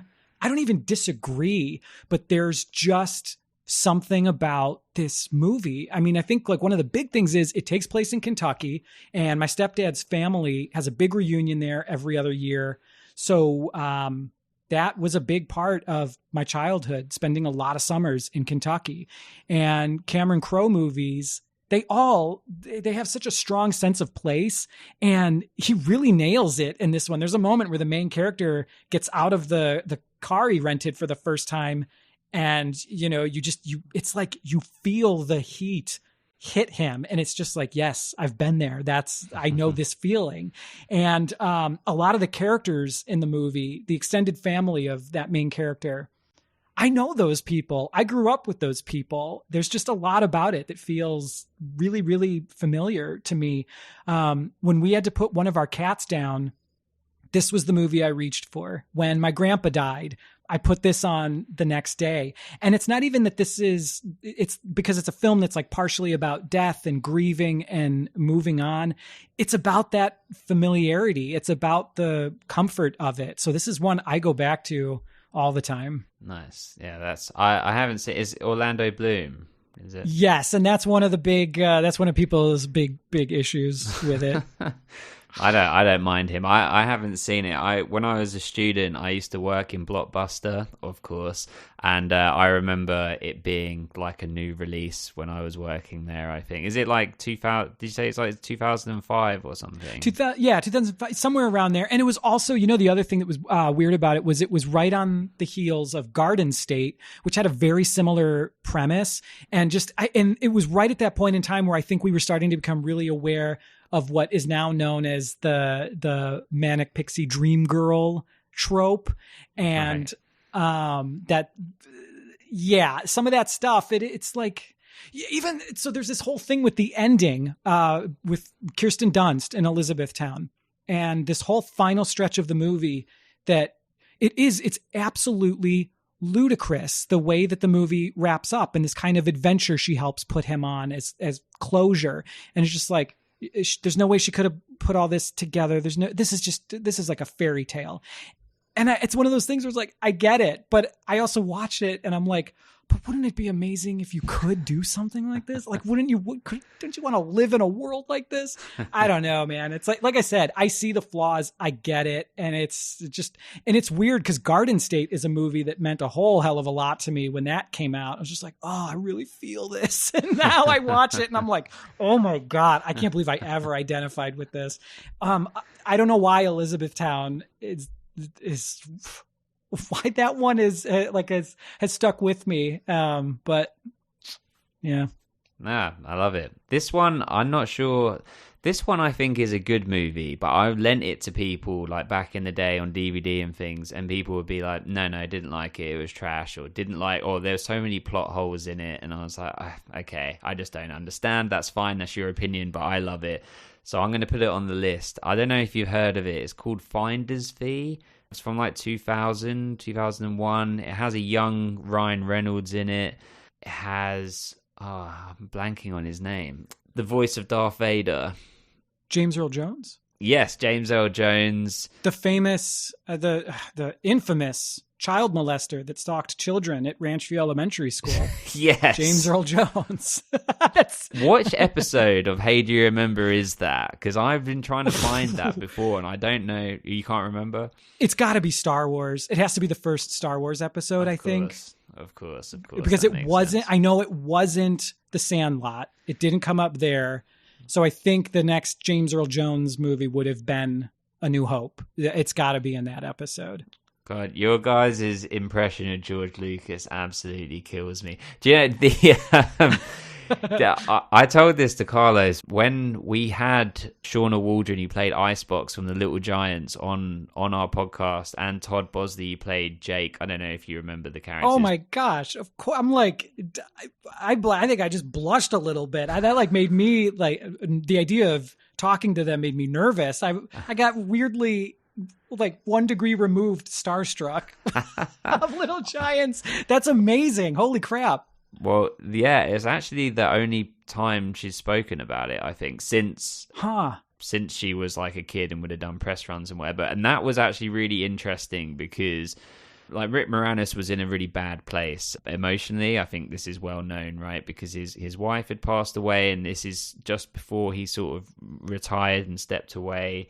Mm-hmm. They were doing some like rewrites on it to bring in some of the more adult relationships into the forefront. And anyway, my point is that when we were talking to her and to Todd, all I could think about was your jokes about Janusz Kleminski, oh boy, the cinematographer, and they were talking about him and saying he's such a nice guy and this, that, and the other. And all I could think about was the shoes on the train tracks and all of these things. So you almost ruined that one for me, Chris. So. Well, you're very welcome. Oh, God. But Finder's Fee, it's basically a guy finds a wallet on the street, and in the wallet there's a lottery ticket, and the lottery ticket is a winner. He finds out it's won the lottery, but that night his friends are coming around, and they have this tradition that they put all the lottery tickets in the middle and they play it in a poker game. But he knows beforehand that he has, a ticket worth, $6 million or something like that. Yeah. And it ends up being this whole thing where he's trying to rig the game and so on and so forth. But it's a movie that is all in one room. The whole movie is in one room. Oh, interesting. You said it's regarded as terrible? Because that sounds pretty good. Well, it's not. I don't think it's probably on IMDb at like a 6.2 or something. But I've lent it to people, and they haven't liked it. But I've always really liked it. So yeah, Finder's Fee. I'd recommend. I don't want to recommend you something you won't like. I don't want to. It's movies. This is such low stakes. Even if it's not. It's 90 minutes long. Okay, no. That sounds interesting. Check it out then. Yeah. Okay. I think. Yeah. Have you got any more? Yeah, I got 2 more I can do. So I really like the Stanley Kubrick movie, Eyes Wide Shut. I saw it as a teenager and thought, what the hell is this? I didn't get it. It just didn't work for me at all. I revisited it a few years after that, still didn't love it, but there were things about it that really stayed with me that time. And that just continued. I'd revisit it every few years, and each time I'd like it more and more. And a lot of the things people don't like about the movie, that's actually a lot of the stuff that kind of works for me now and helps give it this really bizarre, almost hypnotic quality. Stuff like the fact that it takes place in New York, but Kubrick wouldn't leave the UK, so it's shot over there, and all of the sound stages, the way they tried to recreate New York, it is so absolutely 100% not New York. It just doesn't feel remotely authentic. And then there's just weird stuff with like, there's Tom Cruise walking down a sidewalk, but it's rear projection where the background it's behind him and he's just standing, he's on a treadmill just in one place. And it just looks wrong. And there's a lot about that movie where it's like a little bit off, but some of the imagery in it and the sense of dread that starts to hang over it as it goes, it rivals a lot of horror movies I've seen, and the sound design of it and the score is so good and so powerful. And like, listen, it's never going to make like my top 3 Stanley Kubrick movies. And this is another one. I get why people don't like it, but it's one I've really, really warmed up to over the years. And it's, you know, it's another one that I struggle to recommend because I know, especially on a first viewing, and this is something that as I've gotten older, I like movies that challenge me. I like movies that I don't quite know what to make of at first, and I have to sit with them a little bit or maybe rewatch them once or twice. And that's how, like, a lot of my favorite movies of all time, that's my relationship with them. I didn't love them immediately. And Eyes Wide Shut, love, I guess, is maybe a strong word. There are definitely things I love about it. But I've really grown to appreciate this one quite a bit. I understand why it gets slagged on, but there's a lot of good stuff in that movie. There's a lot of really good stuff in that movie. I actually haven't seen it. I think I know generally what it's about. I think when it came out, it was one that my parents were like, no, maybe not now. Like, yeah. Oh, yeah. What year did it come out? Roughly? 99, I think. Yeah, I would have been 12, so it's a little early for Eyes Wide Shut. Yeah. I'll check it out now. I'll add it to the list. You know, my dad was a big Stanley Kubrick fan. He's the one that introduced me to 2001 and a lot of that stuff. So when Eyes Wide Shut was coming out, I remember asking him, because even if you don't like the actual movie, the trailer for Eyes Wide Shut with that Chris Isaak song, The Baby Did a Bad, Bad Thing, that is a really good trailer. And that's what made me really want to see the movie. And I remember saying to my dad, I'm just like, are you like, you must be dying to see this. You must be thrilled this is finally coming out. And my dad was like, oh, pfft. I'm like, seriously? You're not going to go see that? He's like, oh, these perverts and their pervert movies. I go, okay. Guess you're not a big Lolita fan either, because that's another pretty famous Kubrick movie. But yeah, just so if you're in the mood for one of those pervert movies made by pervert people, Simon, I think you might dig Eyes Wide Shut. Just a regular Tuesday night then. Great. Fantastic. Slot it in. Terrible choice of words, but honestly, it might be worth seeing. That was quick. I have so many to pick from. I'll go with I can stay with Tom Cruise. Let's stay with Tom Cruise. Oh, good. Okay. Night and Day. Night with the K. I really liked it. My wife really liked it, but I think it gets pretty bad, reception or bad score. Did you like it? I really did, and that was I did not expect to. I think that was something that my wife and I both went into with really low expectations and were really, really happily surprised by. I thought that was a really entertaining movie. I liked it a lot. Yeah, it was just like, it was comedic, it was light, it was Tom Cruise getting to do all of his action stuff that he does really well. I mean, he runs superbly, doesn't he? The whole, he does it better than anybody else. And it was just lighthearted. Yeah, I thought it was good. And also a good change of pace for, like, James Mangold a lot of his stuff is just, it's so serious and kind of, some of it's a little like self-important even. And to see him do something that with that lighter touch that worked as well as it did, that was another really nice surprise about that film. Yeah, it's too bad it didn't do that well, because it sounds like the intention was, maybe we can make a couple of these, and then... Yeah, Cameron Diaz, she's retired now, hasn't she? So, but... Yeah. Do you feel okay about Tom Cruise in general? I do, and this is one of those things where it's like... It feels so hypocritical, because there are some actors, directors, or just like artists in general where it is so hard for me to separate things about them and, as a person or things they've done with the art itself. It's just really hard to make that separation. And Tom Cruise, it's just like it's one of those things where it's just like, there are things about that organization and his affiliation that really, truly bother me. I mean, they're just unbelievably upsetting. And it's like, there's that. And then also the fact that I still think he's a good actor who makes really, really great movies. I mean, those Mission Impossible movies, that at this point, that's one of the last big franchise things for me that, like, I am buying my tickets early. We are going opening night. That's one of those series for me. And, yeah, it's tough. Like I said, I feel hypocritical because there are other actors and filmmakers I can't make that separation with, where it's too tough. And I don't have that issue with him. It's like whatever Tom Cruise does in real life. Like I'm not really a fan of that. Tom Cruise is a movie star and really one of like the last movie stars that we have left. I am a fan. I am an admirer of a lot of that.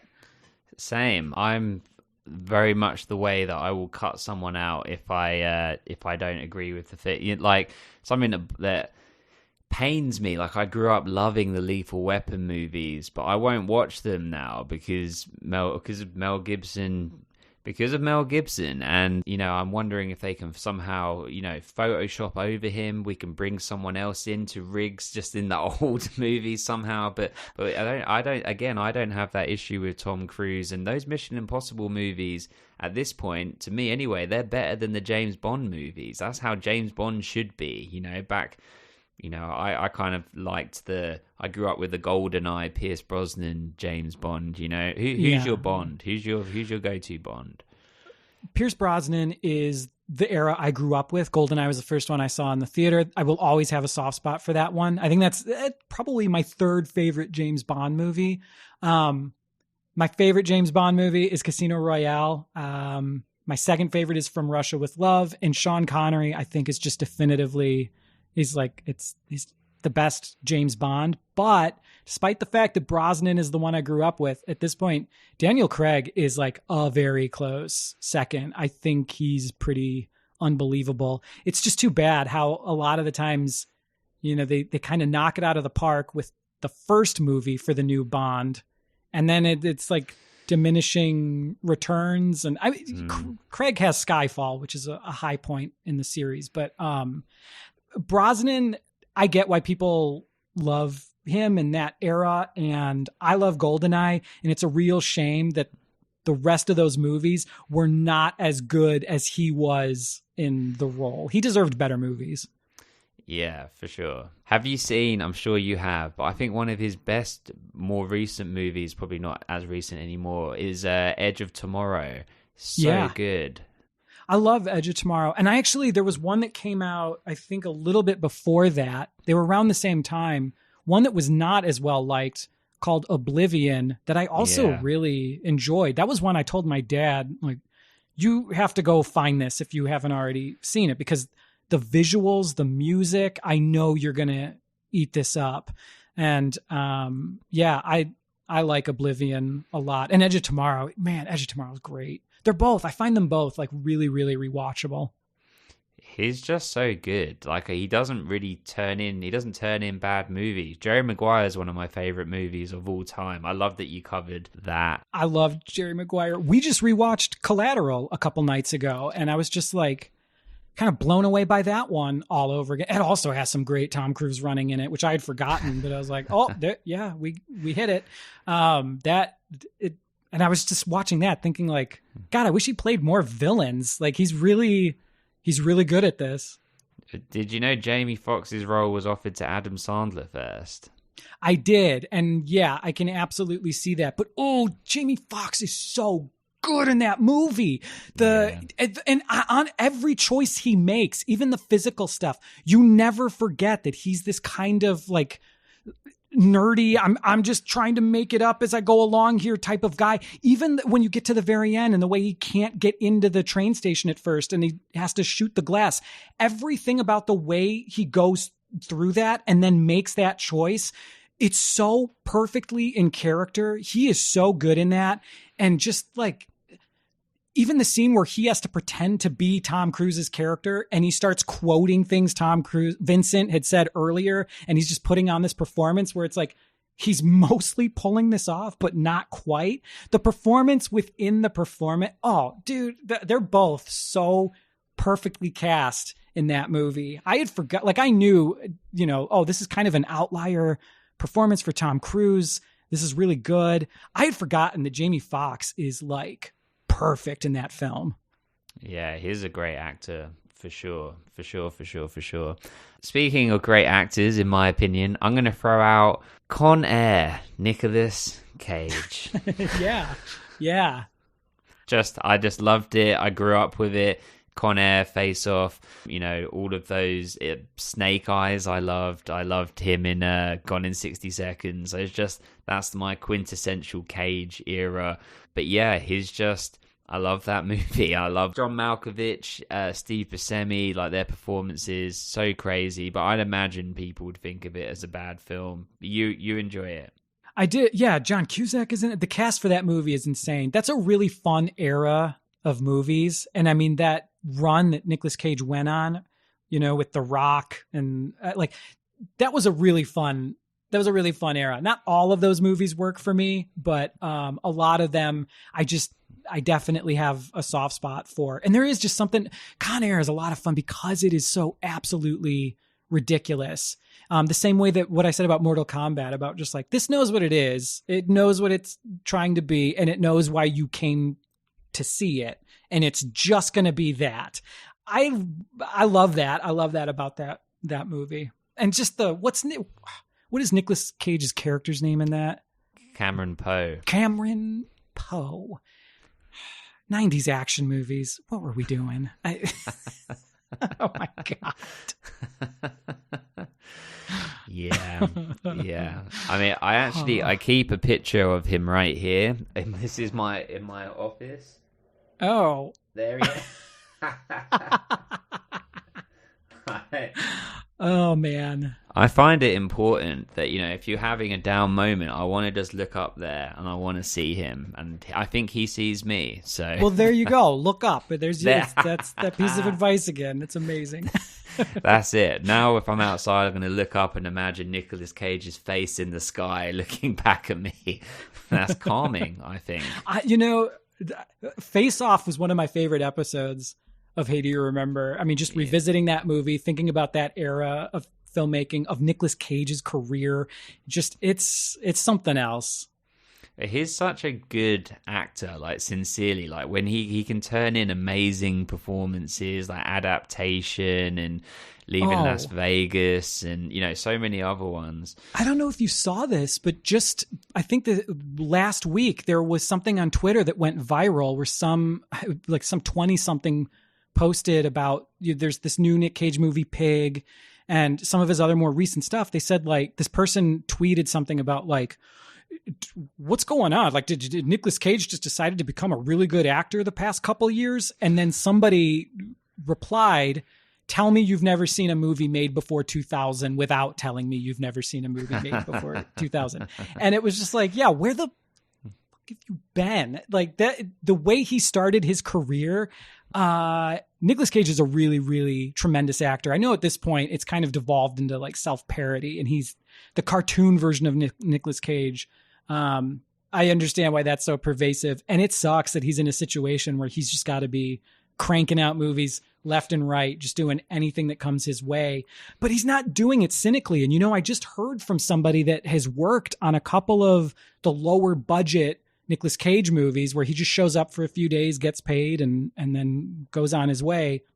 Even in those circumstances, with a movie that's not very good, everyone there knows it's not going to be very good, that he's not there because he's passionate about it. Mm-hmm. Even then, they said he is so nice and so respectful to every single person on the crew. all the way down. It doesn't matter how low on the totem pole you are. He treats everyone the same. And when he shows up, he shows up. And it's like, and you can watch him in things, and even in those movies, he's finding ways to keep himself interested and entertained. And a lot of that time, it means that we get the cartoon version of him. He goes too far. But yeah, there is a great actor still in there. Moonstruck and Leaving Las Vegas. Just Adaptation is one of my favorite movies. Yeah, he's an incredible actor. Yeah, for sure. I think maybe it sounds like he's doing that, but I think he'll make a comeback. I'm saying it here now. In the next 5 to 8 years, I reckon he'll win an Oscar for something, and then we'll go back. I mean, Pig is really incredible. It was not at all what I thought it was going to be, and he's like kind of spellbinding in it. It's a really good performance and really different from a lot of the other stuff he's been doing recently. So yeah, I'm with you. I agree. I'll check it out. Sounds good. And so what's your final one? Oh boy. Okay. I will wrap this up with, let me see here.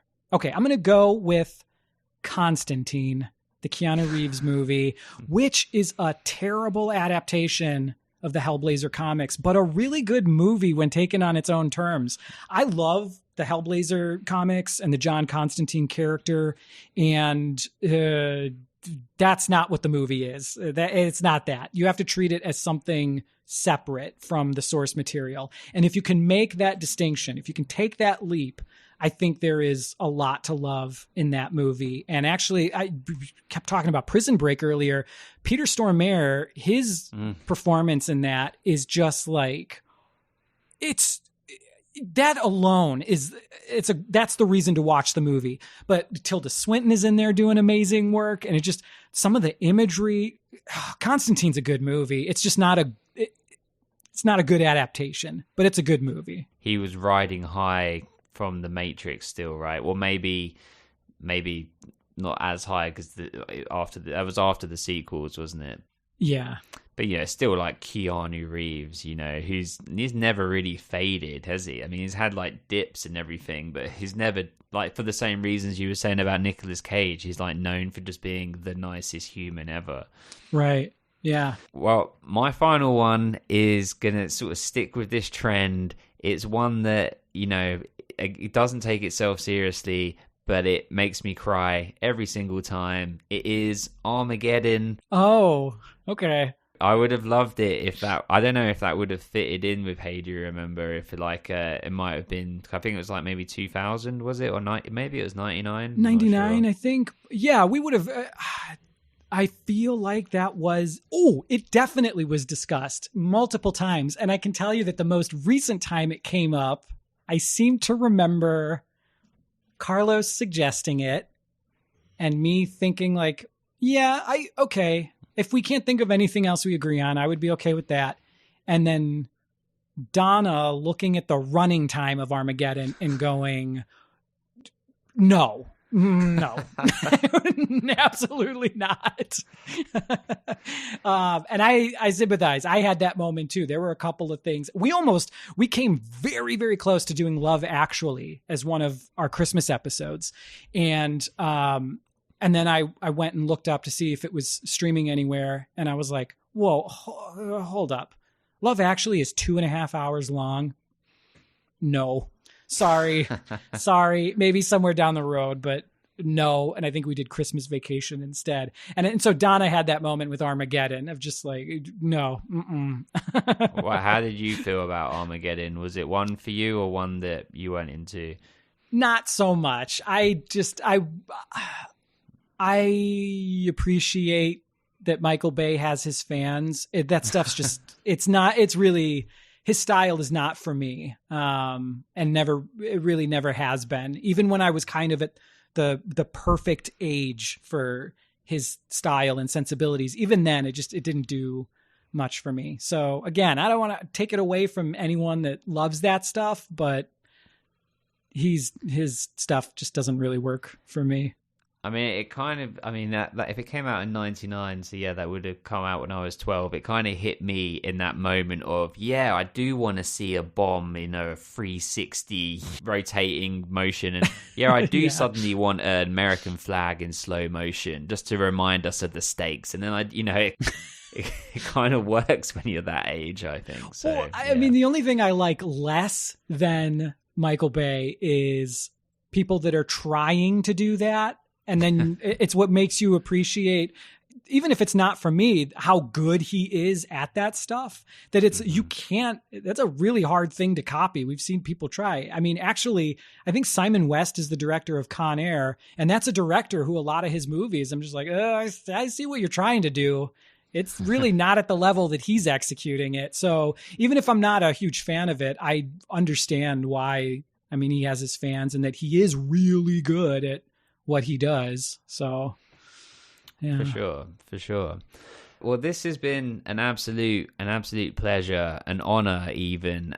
So it has. I was more nervous at the beginning, not when we got into it, talking to you than I was talking to Icebox, so that's absurd. But man, I'm very flattered though. I've heard your voice like walking my dog, driving long drive, for hours upon hours upon hours, Yeah, it's one of them surreal things where it feels like I know you. And just to say that I appreciate, all of the work that you and Carlos and Donna did and that you continue to do, because it is like these bad movies, not that that's a bad podcast, but it's a comfort for me, it's especially when you're in during the pandemic and lockdowns where it's quite lonely, and there's times where, I'm lucky that I was, in my house with my wife, but you're not around people as much. You could put on one of these podcasts and it feels like you're around people. It's a comforting feeling. So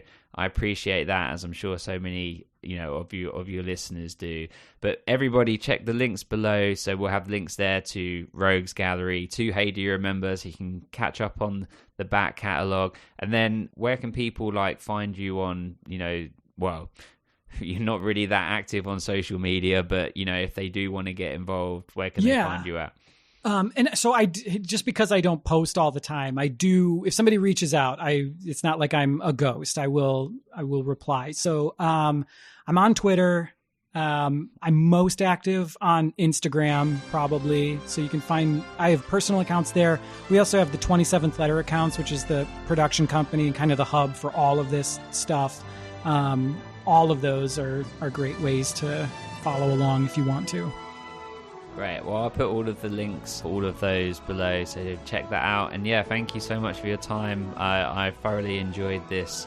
And yeah, just wishing you continued success with everything that you do, and looking forward to seeing the next episodes of Lucy Chandler. And yeah, appreciate it. Thank you. Oh, thank you so much. It was a pleasure. Thank you.